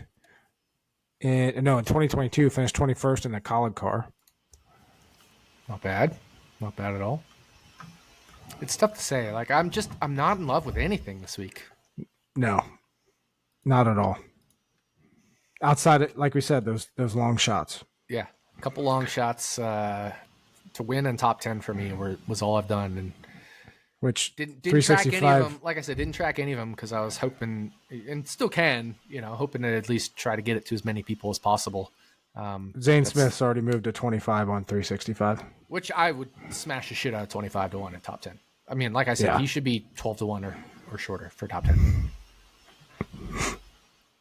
Yeah, they're definitely factoring in just how bad. I mean, look, he's plus 450 at BetMGM for a top 10. Do you remember? We talked about Charlotte being the most comparable track to. Oh, I know. Texas. You know who had a top 10 at Charlotte last year? I know, Mr. Zane Smith. And if you look when he filled in those couple races for Ganassi and Front Row Motorsports in 2023. Oh, that was that. Yeah. So top 10. I was thinking the year before, but yeah, top 10 at Charlotte last year, filling in for Front Row Motorsports. Not Ganassi, RFK in 2022 is who he filled in for a race at Gateway. When something happened with Busher, I think it was. Maybe his had a kid or something, I think it was. Yeah, 2022, Zane Smith had a 17th place at Gateway with RFK. That's what I was thinking about. But 2023, he had the 10th place at Charlotte with Front Row Motorsports, which of course is now the Gilliland. And he was actually racing the Gilliland car. Because remember, Gilliland didn't have a full season in that car. He raced with Rick Ware for a few of those races. Yep. So he took a front row car and finished 10th at Charlotte last year. I'm pretty sure you and I bet Zane Smith top 10 that race. We might have, yeah. I'm pretty sure we did. I love Zane at mile and a halfs. Just like John Hunter Nemechek, I love Zane at mile and a halfs. A couple of guys that are racing this week that typically aren't. We have Jimmy Johnson in that 84 for Legacy. And then Austin Hill running a third, RCR car. Pretty sure we're on the same page. We're not going to expect much of Austin Hill, but I'm curious to see what Johnson does because me too, man. Me too. The Toyotas have speed. Mm-hmm. And I'm really interested to see what Jimmy Johnson does this weekend. And I think Toyota wants to give Jimmy Johnson a good piece, like the company. Mm-hmm. So there may be more collaboration with Joe Gibbs for this particular race just because of that. I'm really excited about my John Hunter Nemechek 300-1. I'm not going to lie. I don't think he's going to win, but I just really like 300-1 on John Hunter Nemechek for a guy who just kicks ass at mile and a half. And then there's Jimmy. There's Eric Jones. Like, Legacy could have a legacy performance. Like, this could go down as a legacy race for them if things go as has the potential. One guy we haven't talked about, Carson Hocevar. Yep. I love him here. The problem is, I think everybody loves him here. That's why he's so short. 7-1 for a top 10 is probably about where he should be. You know, that's like where Zane Smith, I think, closed for Las Vegas was 7-1. So, Hocevar at 7-1 for top 10, I think, pretty much right around fair. But we can't say we like Zane Smith or John Hunter Nemechek at mile and a half without saying we have to like Carson Hocevar at mile and a half. I mean, the dude is a mile and a half driver. One thing I found interesting when it comes to Hocevar. Oh shit, I could be wrong. How much of an idiot he is week in and week out. That whole wreck that they missed at Martinsville, Fox, was because of Hocevar. Yeah. It was because of Hocevar. He started all of it. He was driving like an idiot all fucking day. Yeah, exactly. You know who won the truck race last year at Texas? Carson Hocevar. Mm-hmm. And he was the most dominant car at Charlotte the year before that, which is, like we said, probably the most similar track. Yeah, that's and he had really bad luck in that Charlotte race, finishing 16th, and he absolutely fucking dominated that race. Easily had the best truck. And the other 2 years he raced in the Truck Series at Charlotte, he finished 2nd and 4th in a Nice truck. Like, Nice has had some wins, some good races, but they're not the top of the top equipment in the Truck Series. They're like kind of like an RFK or an RCR. You know, when RCR has good years, not tires, but like a good year, like a second-ish to third-ish tier team in the Truck Series, and Hocevar is just popping off results at Texas and Charlotte like it's nothing. You said you didn't particularly like him at 7-1 for a top 10. Currently on 365, he's at 9-1. So if you did like, I don't mind Hocevar. That at all. Yeah, I don't mind. Again, it's one of those I'm not jumping to it. I would much rather have Zane at 35. Yeah, exactly. In the exact same equipment. Yep. Let's see here. You know who's had good finishes over these next gen tracks, or excuse me, races at Texas, who typically isn't that great at mile and a half in this next gen car? Michael McDowell. Yeah. 3 top 10 stage finishes in the 4 stages. Led 12 laps here in the 2022 race.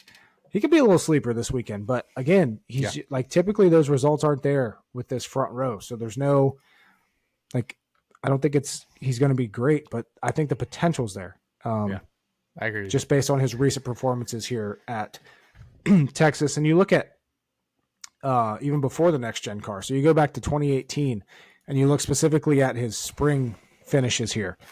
14th, 15th, 15th.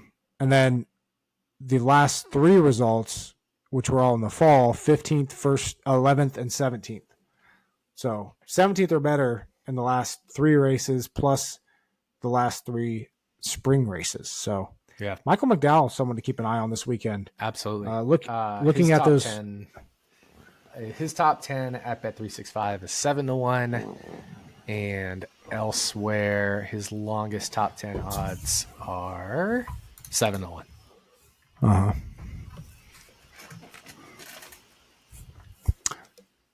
What do we think about talked about him struggling at Martinsville? Kind of haven't really talked a ton about him these last 2 weeks. 2 straight 16th place finish and 19th place finish the last 2 weeks. But before that, he had 3 top 5s in the previous 4 races, including a 5th at Las Vegas. Ty Gibbs. Yeah. So does he bounce back this week with a good finish? Oh, he definitely can. I mean, he had a top 5 car at Vegas. So. He had a top 5 car at Vegas. Oh, yeah. Absolutely he can. But I think we're seeing still the youngness of Ty Gibbs in that he's going to be a variance driver. But that variance means he can have great days, and that variance means he can have mid days. That's definitely the word of this podcast, by the way, is mid. I know. I hate that word. I hate that word. But I had to do it. I'm going to title this episode is mid. I love it. I love it. But that's so good. He is one of those, and you know, we've warned people in the past about it. He's had a ton of bad luck at mile and a half tracks throughout his Cup Series career, and you need to take that into account when analyzing all of his stuff specifically. Flags, man. This weekend. That's why you need flags. Yeah. Because you get rid of all that luck bullshit. It's like the trans. Do you publicly post those anywhere, by the way? I don't, but I will. So, obviously, with my job, I have a lot of important things, especially lately. It was like Super Bowl, Daytona 500, March Madness. I'm getting back on the flags train now that all that shit is over with. So, we'll be back on the get everything out with flags. It'll probably take a week or 2 to kind of catch up on all that stuff, but it'll get done. Like, flags is hard because I can't perfectly automate it, because I need to go through and figure out when the guys hit the wall and lost their healthy carness and all that stuff. And a lot of it's easy. Like, you can just look at the cautions and just eliminate those laps. Yeah. And if a guy hit the wall and clearly he was slower after that, you just whatever. But there's some hidden ones. Like, it was last year, one of the races, one of the mile and a halves, I can't remember if it was Kansas or Vegas, but Denny Hamlin hit the wall like really early in the race, but no caution came out, and there's no like incident report of it, but his car was clearly slower, and that's just something I have to observe in the data and just manually check. There's like no automated way for me to do that. So when I do flags, it has to be, you know, it's all automated other than my determination of when you're no longer a healthy car. That's the only thing that is not automated. There's probably ways I can automate that, but it would require some pretty complex coding, because you could be like, well, he has to be a certain percentage slower for a certain sustained amount of time or whatever, but that still probably needs to be a case-by-case basis, because what percentage slower does he have to be? And it could vary race to race or circumstance to circumstance. So it's not really an easy way to capture that.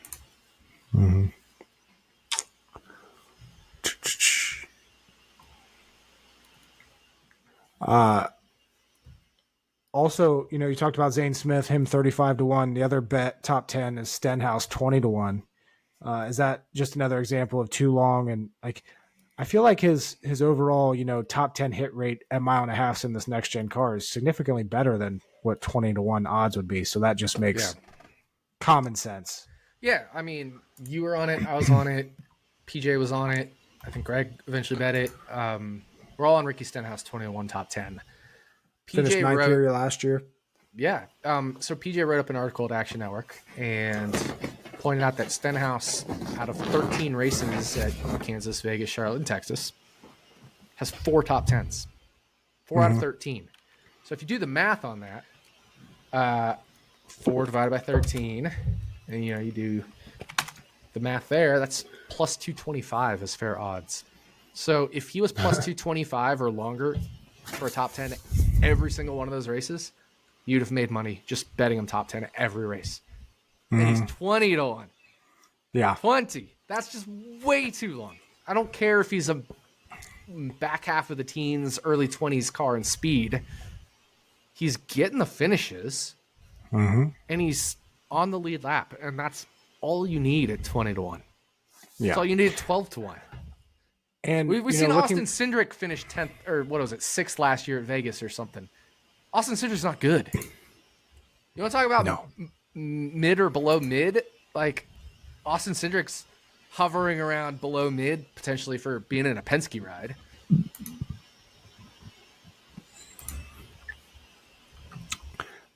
I want to say the 2022 race, Stenhouse led 23 laps in that race. Yeah, no, he's had big upside at this track type. He had a tire issue, didn't he? Mm-hmm. Well, while go leading? Go back to Auto Club that year. Stenhouse had a top 5 car. He just kept getting fucked on every restart and every pit stop. 2022 Auto Club, but he was one of the best cars.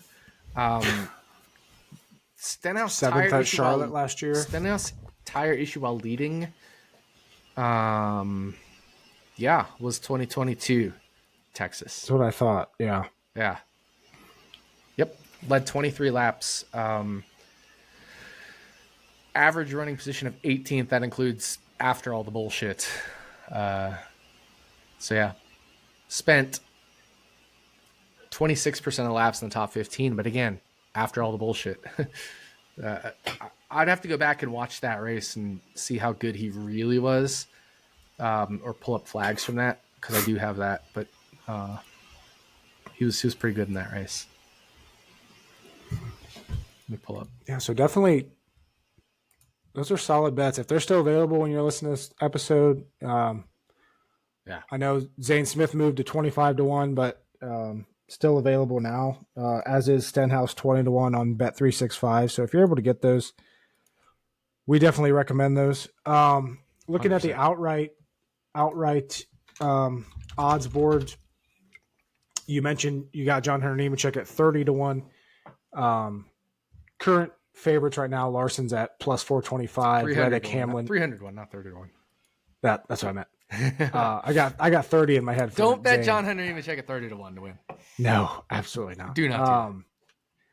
But Larson's the favorite right now. Plus 425 is the best you can get him. Then we got Reddick, Hamlin, Byron 7-1. Everybody else 12-1 or longer. Like we said, I think that's we're on board there with those being the top 4 heading into this race weekend.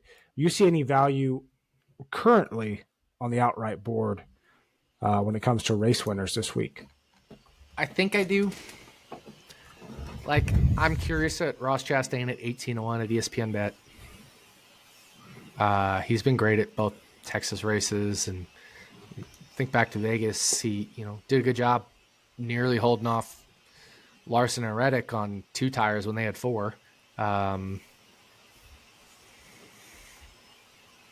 So definitely don't mind Ross Chastain. But aside from that, I mean, maybe a Bell or a Blaney. I think Bell is 14 at Circa, which is really piquing my interest because he's 12 everywhere else. Mm-hmm. Like, I kind of like Christopher Bell 14 at Circa. And full disclosure, I have not run my model yet outside of outrights. So I did run my outright model, and I am showing value on Bell at 14-1. But like my top 10, all that stuff, I haven't run that yet, simply because Final Four or championship game was Monday. I just fucking took off Tuesday and Wednesday. I was like, this is my weekend, is Tuesday and Wednesday. So I didn't do shit. Like, I haven't had like a real, actual, like 2-day weekend since before NFL season started. So I made Tuesday and Wednesday my 2-day weekend for my job. So I haven't done shit outside of run my outright model. And I'm showing value on Bell at 14-1. Other than that, like nothing's really like there's nothing that I'm running to bet. And I'm not a big outright bettor anyway. But even now, like typically I can make a case for one or two guys where I'm like, I think I could bet that if I had to, but yeah, I'm really not seeing anything right now. Nope. I agree with you. Kyle Busch is another one of those, like, he could be interesting because he ran really well at that Texas All-Star race, but he was with Gibbs. And then he was really good at Vegas until he got set back in the field there a little bit. So a little bit mildly interested in Kyle Busch 20-1, but not showing model value on him at 20-1. And Ty Gibbs sitting there at 18-1, like as much top 5 car upside, at Vegas, yeah, as much upside as I think Gibbs has, I'm not betting that. Bubba led 100 plus laps here last time. He's 16-1, not betting that. Nope. Ross 18. I'm not betting Ross at 18, but it interests me. You know what I'm saying? It's like I think my biggest interest right now is Bell at 14 at Circa. But if you don't have Circa, the next best available that I'm seeing is 12, and 12, yeah. And I don't think I'd bet 12. So it's tough. Yeah, I'm just looking if 365 is any different and on these guys, and they're not. No, 365 is at 12. The three I can't like readily see are 365, Circa, and Superbook. I always have to pull them up on my phone because they're just not readily available on the action site. 365 is, but I have to like change the state or something, and I don't feel like changing the state because I like the way I have it set up. But yeah, at Superbook, Bell's 12.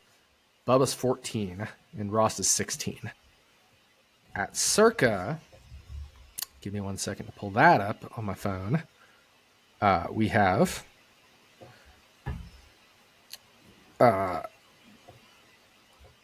Bell's at 14. Yeah, like I thought.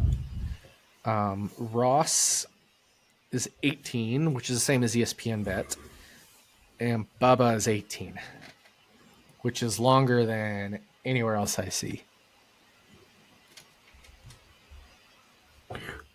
I think you're right. And Ty Gibbs is 18 at Circa. I'm just browsing some of these. Kyle Busch is 23 at Circa. Really? Yeah. Huh. Little more interest there. He's still though. He's one of those. I want to see practice first. But I if agree. he comes out, I totally agree. If he comes out and he shows any speed in practice, he's not going to stay at 23. That's for damn sure. Yeah, that's the problem. So it's a gamble. I don't hate Chris Buescher at 33, but I haven't seen the speed out of RFK that has been race-winning speed yet this year. Yeah, agreed. Even on the tracks that they should have had, solid speed. They're more like back half of top 10.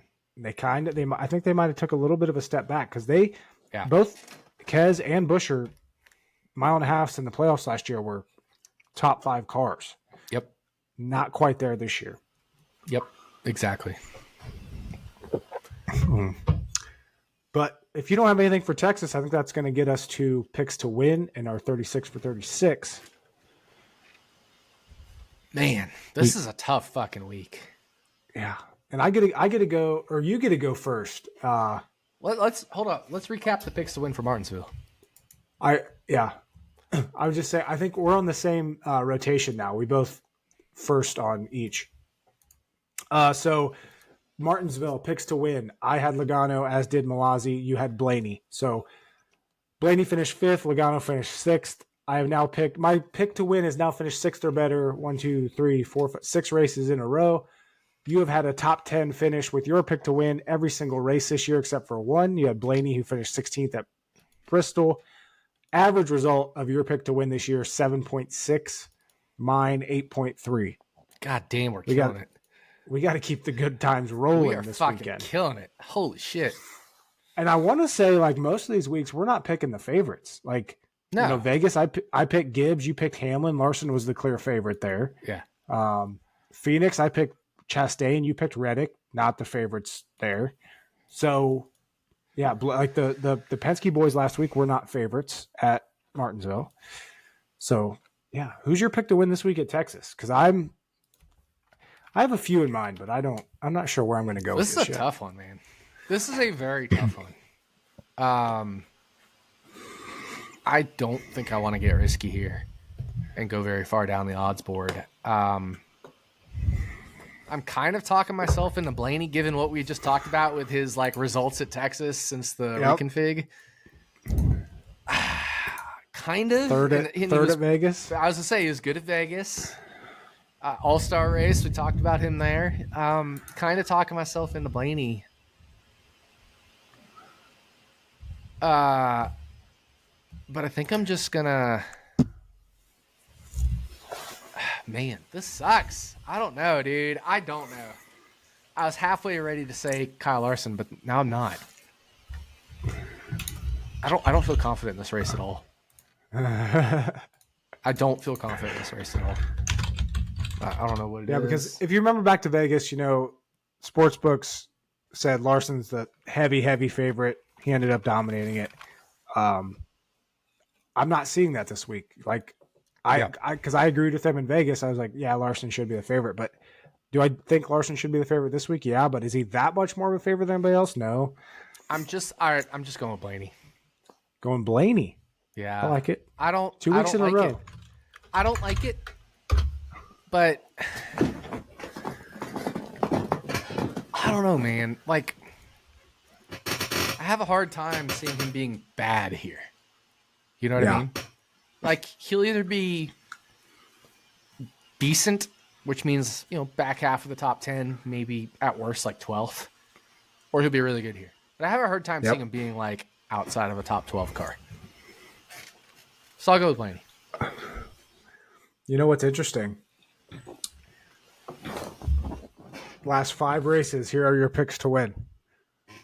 Ryan Blaney, Martin Truex Jr., Martin Truex Jr., Ryan Blaney. Oh, no. Oh, no. Oh, that's funny. God. No wonder I can't win a race.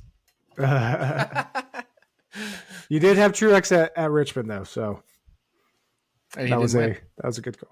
Yeah, the dominant car. I did have the dominant car. All right. I'm going Blaney. You're going Blaney. My pick to win. I'm with you. I don't think I want to get too out of the box here. I'm going to go the one outright that I have considered betting this week, and I just have this gut feeling he's going to come out and win it. Tyler Reddick. I like Tyler Reddick here a lot. I hate Tyler Reddick after last week. I know. I just would rather use him at a road course. Oh no, this isn't 36 for 36. The fuck am I talking about? Yeah, that's a good pick.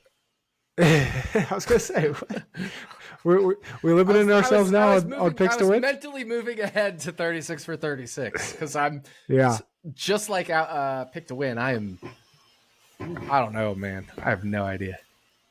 I'm glad you get to go first there, and I get to hear your thoughts before I can finalize mine, because I have a couple guys in mind, but yeah. Yeah, I'm definitely considering a few guys. Carson Hocevar is very interesting, given Texas and Charlotte specifically. Zane Smith's pretty fucking interesting. John Hunter Nemechek is pretty fucking interesting. Obviously, if we're talking Texas, and he didn't have a lot of other good tracks. Daniel Suarez is interesting. But he does have some road courses which you could think about using him. I don't think you can really use him at a super speedway because you've got other shitty cars you can use at super speedways who like that'll be their only chance to have a good race outside of a few flukes, which will be hard to predict. So it's tough, man. I think that I'm going with one of those guys that I just mentioned. I mean, theoretically, you could go with like a Ryan Blaney. Like I could go Ryan Blaney. I know you can't, but I could theoretically go with Ryan Blaney. But I think I want to potentially save him for Championship Phoenix if he's still alive. But that's something we know about more in the playoffs. So like a lot of thoughts here. So I think for me, it's one of these. Well, I guess John Hunter Nemechek's not a rookie, but one of these first-year drivers in a new place. Not saying rookie driver, but like Nemechek is in his first year at Legacy. So it comes down to Nemechek. I already used Hocevar, I believe, at Bristol. So I can't use him. Or Zane Smith. So I'm now down to John Hunter Nemechek and Zane Smith. And I hate using the mile and a half, but like, where else am I going to use John Hunter Nemechek? Where else is he good? Maybe a Bristol? Maybe. Zane Smith is at least good at like shorter, flatter tracks as well. So I could use him there, but there's other short, flat track specialists. So like, I feel like I have to use John Hunter Nemechek at a mile and a half. But is it this one or is it a different one? Right. Yep. It's literally a flip of the coin. But I think I can save, like, Vegas, Kansas is like you almost have to use Bubba Wallace at those. And I think you can get away with, even though Bubba led the most laps at Texas last year, I think he's still better at Vegas and Kansas than he is at Texas. Barely. And then Zane Smith, like I said, he has some other tracks where he's a little more competitive. Martinsville's, Phoenix's. We have an Iowa that's thrown in, which is a little interesting because I could see a guy like Logano going Iowa, but John Hunter Nemechek's won at Iowa in the Truck Series. Dude, this one's tough. It's either Zane or JHN, I think, for me at this point. I think I've talked myself into Zane or John Hunter Nemechek, and I'm literally just looking up their stats at a couple other tracks, biding my time here.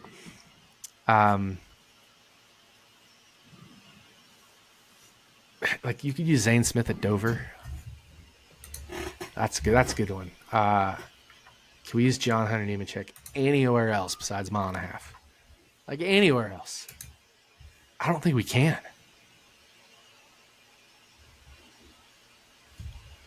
All right, John Hunter Nemechek. Going John Hunter Nemechek. I like that. Yeah. I like that pick. Going John Hunter Nemechek. And just to recap, we both had Priest last week, which while he did finish top 10, he did not get any stage points. So we only got 28 points out of that, which a little disappointing, but same gap as last week. Yeah, I was going to say at the same time, neither of us gained or lost ground to each other. Yep. But we got 28 points out of Ryan. I think we would have liked to have had a better usage out of Priest. Yeah, we did. Yeah. Exactly. We got 28 points out of Priest. That I would say that'll be one of his better results in the season in terms of the number of points we get from him. Mm-hmm. So you're going John Hunter Nemechek this week. Like I said, if I didn't like Eric Jones so much at Darlington, I would go Eric Jones this week. Yeah, I know. I really liked Eric Jones this week at Texas. But we have two Darlington races. I did consider Daniel Suarez too, and I forgot about that. Fuck.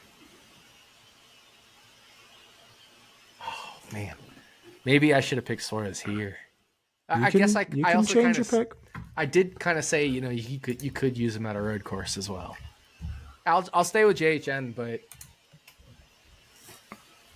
I like Suarez. But, I bet Suarez and JHN outright on the drop. Yep. So there we go. I've already tipped my cards there. So I agreed with everything you said. I'm definitely in wait and see mode on with Zane Smith. I want them to like get a couple good runs under their belt before I pick them. Obviously, we're just waiting for that first shoe to drop, but the potential is there. I really like Keselowski this weekend, and he's one I'm considering. I don't think there are many tracks that I could use Keselowski at and feel super confident, but his track record's really good at Texas. I'm a little worried they didn't have the speed at Vegas earlier this year. I will say that. Like I said, I like Eric Jones this week, like Suarez, and then Hocevar, I think, can run top 15. Those are basically the guys that I'm thinking of right now. One, if I wanted to get a little outside of the box here, but I kind of want to save him for just a super speedway. But one track that this driver is better than he's better than how he runs at most tracks is Harrison Burton. Yeah. For whatever reason, he's a little bit better here at Texas than he is other tracks. So if you want to burn him, this wouldn't be an awful spot. No. I'm going to go Keselowski, though.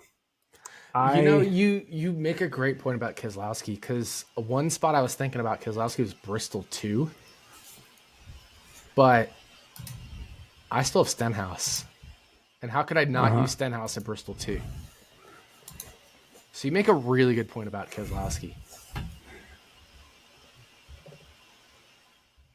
Yeah, I just have Keselowski. I just have a feeling about him. I don't know. And like I said, his record here at Texas is really good. Yeah. The only bad thing I got is he wasn't very fast at Vegas, but that's one race. Maybe they just missed it. But I feel solid going. Okay, now I'm double thinking this a little bit because I kind of want to go Suarez. Yeah, I need a fucking I was coin. thinking about Suarez too, and I need a coin. All I got is now I Vegas feel casino dumb for chips. not picking Suarez.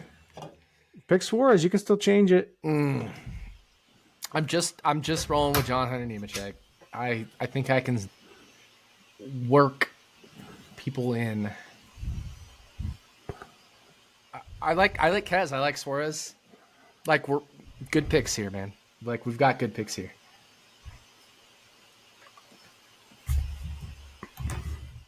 Let me check something real quick. I do have a coin in my hand.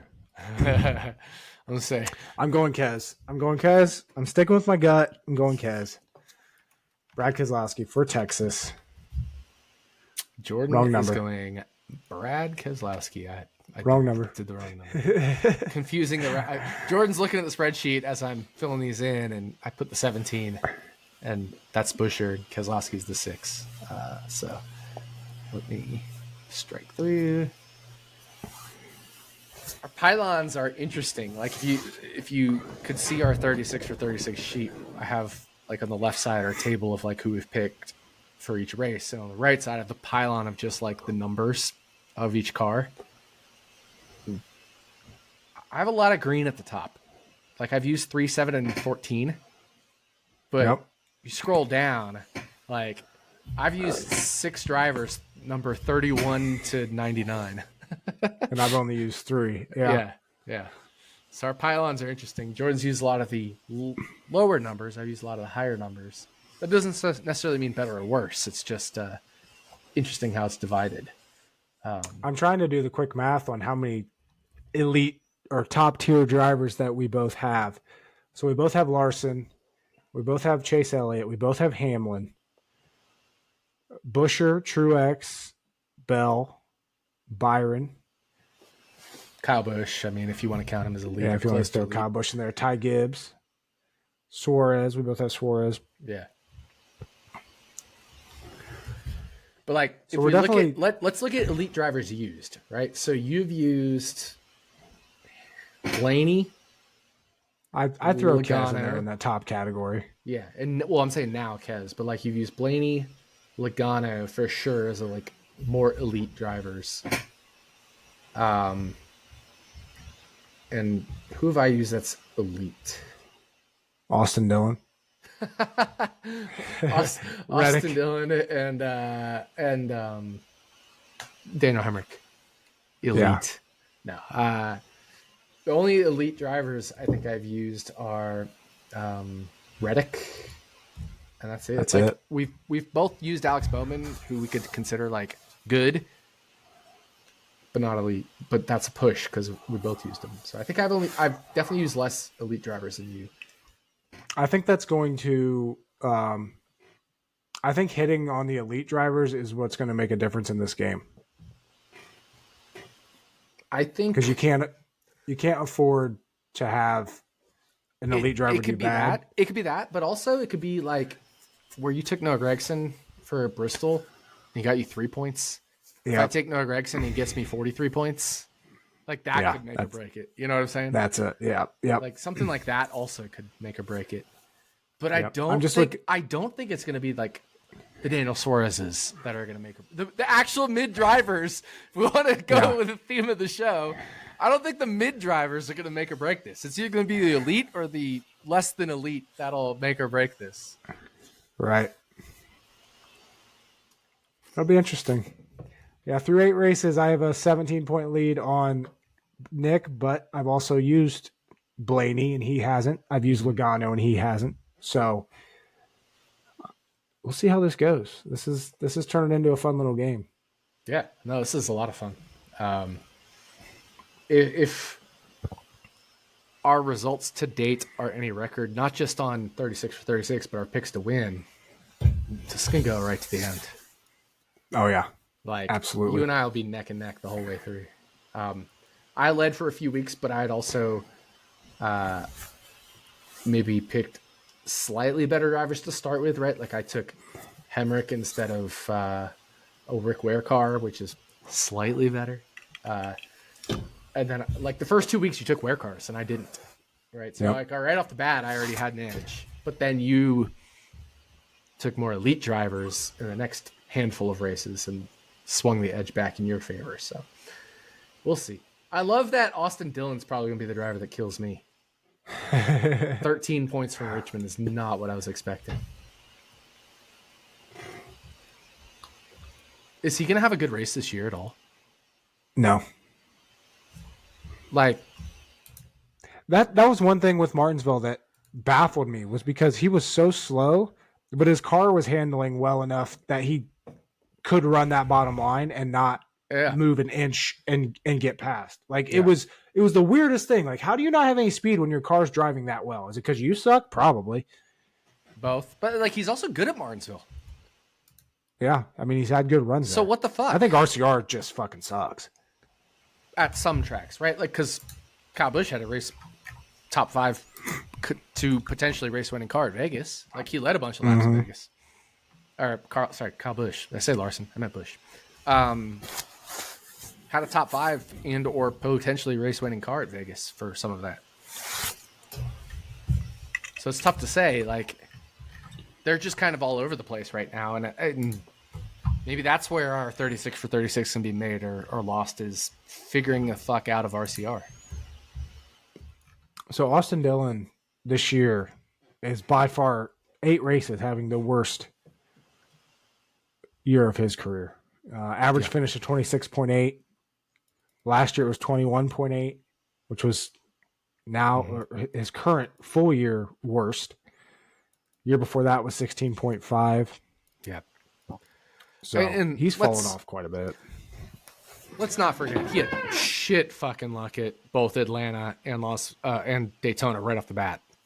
Yep. I think he got into an early issue at Phoenix as well. I think you're right. Yeah. It's like 3 of the first 4 races he had problems. They just don't have speed either. I mean, you look at Phoenix, but I think there's some cases where they maybe could have had speed where they didn't get to show that they had speed. I'd say the last time that Austin Dillon actually had speed, and it might be the only time this year, was Vegas. He had decent speed in Vegas. Started 19th, finished 16th. Better than that, like they unload off the truck and they're one of the slowest every weekend. And here's the thing.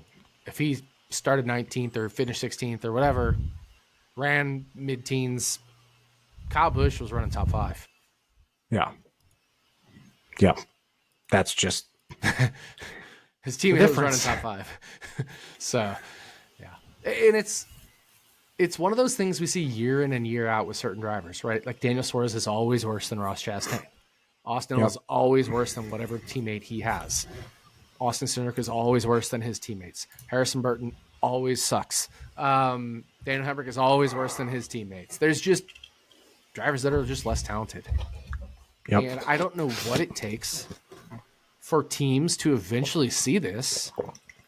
Obviously, I know it's more than just talent that goes into getting a ride. Obviously, sponsorship dollars. Nepotism. I was literally just going to say that. Nepotism, family heritage. But we're definitely not putting up the 36 best drivers that we can put up week in and week out in the Cup Series. No. Nope. Which is unfortunate, but it's also the status of this sport right now. Yep. So that is what it is. But hey, we got Texas coming up. Got Talladega after that, and we go to Dover. We got a nice set of races here. Oh, I'm excited for Texas, Dega, Dover, Kansas, Darlington, Charlotte, and then it's the Coke 600, and then you got Gateway, which will be different, and then you got repaved Sonoma, which I think will be maybe the worst race of the year, even worse than Martinsville potentially. We got our bad race out of the way with Martinsville, so I think now we got like 6 or 7 straight mid to good races until Sonoma. Yeah, I think Sonoma's gonna be terrible. Repaved Sonoma. If they can even get it repaved. Yeah. Then there's that. Then there's that whole thing. The kerfuffle with Denny Hamlin and Marcus Smith of SMI, and holy shit, that was a fun night on Twitter. But I hated that they went back and apologized to each other for it. Me too. Don't fucking apologize. Say it with your chest, boys. Yeah. Well, Denny Hamlin didn't really apologize. He was more like, yeah, I contributed to that. Yeah. I think Snow is going to be fucking horrible. I think it will be rival Martinsville for the worst race of the season. To that point, once we get there. That's my future. If I had to make a future bet, that is the bet I would make. That the good news is we have a while till we go to Sonoma. Yeah, exactly. Seven mid to good races from there. This is the mid episode of all episodes. Yeah, Sonoma is it's not till June, so we're solid. Bro, how about Eric Almirola winning the Xfinity Series race? I saw that. Martinsville. Eric Almirola at a short flat in a JGR car. Like, that's a match. It just happened. It just happened 2 weeks or 3 weeks too late because I bet him to win Xfinity a couple weeks ago. At Richmond or something, probably. Yeah. Yep. Good on him. Yeah, good for him. It's definitely a full circle moment if anybody remembers the Eric Almirola story from over a decade and a half ago when he filled in for Denny Hamlin at Milwaukee and dominated the race. Just fucking dominated the race. But because of sponsorship obligations, they pulled Almirola from the car mid-race because Denny couldn't get there to start the race because of travel, weather, or whatever. I don't know what it was. And so Denny's finally able to get there, and the sponsor wants Denny in the car, so they pull Almirola mid-race, who started the race and dominated the race. Mid-race. Yeah, mid-race. And Hamlin goes lap down because of the driver change, gets it back, wins the race. Eric Almirola gets credit for the race win because he started the race, which is all that it takes. But he was pissed. He left the track before the race ended, disassociated himself with Joe Gibbs, and obviously they've made amends, and it was a good full circle moment there for Eric Almirola to win it at Martinsville. And I mean, let's be real, Eric Almirola, obviously, he's had a couple minor incidents in the Cup career. I think we remember, was it a shoving match or a shove on Bubba Wallace? But that's so few and far between with him being a hothead or anything like that. I wouldn't even say it's a hothead, but he's largely been a level-headed driver. So he's had to, he's had sponsorship, but he's also had to work hard, and he's maybe one of those definitions of mid outside of short flat tracks, but short flat tracks, he's borderline elite, especially when he has elite equipment. Mm-hmm. Absolutely. Yeah, it was nice seeing him win that Xfinity race last weekend. Definitely. Yeah. But we are on to Texas. AutoTrader EchoPark Automotive 400 Sunday afternoon. Before we head to our second EchoPark race in last month and a half. Yeah. I hate it because the titles are so long. I know. Not as long as what Indy used to be, but man, these titles are long to write. So good luck to everyone. That's a 36 for 36 wrinkle. Will be bitten Indy. Indy, yeah. Back to the Brickyard, not the road course. Yeah. Plus Iowa. There's a lot of small wrinkles in here that it's going to come up on us fast here. It'll be fun. Yeah. All right. Good luck to everybody this weekend at Texas. And we'll be back to talk Talladega next weekend on Stacking Dennys. See you guys.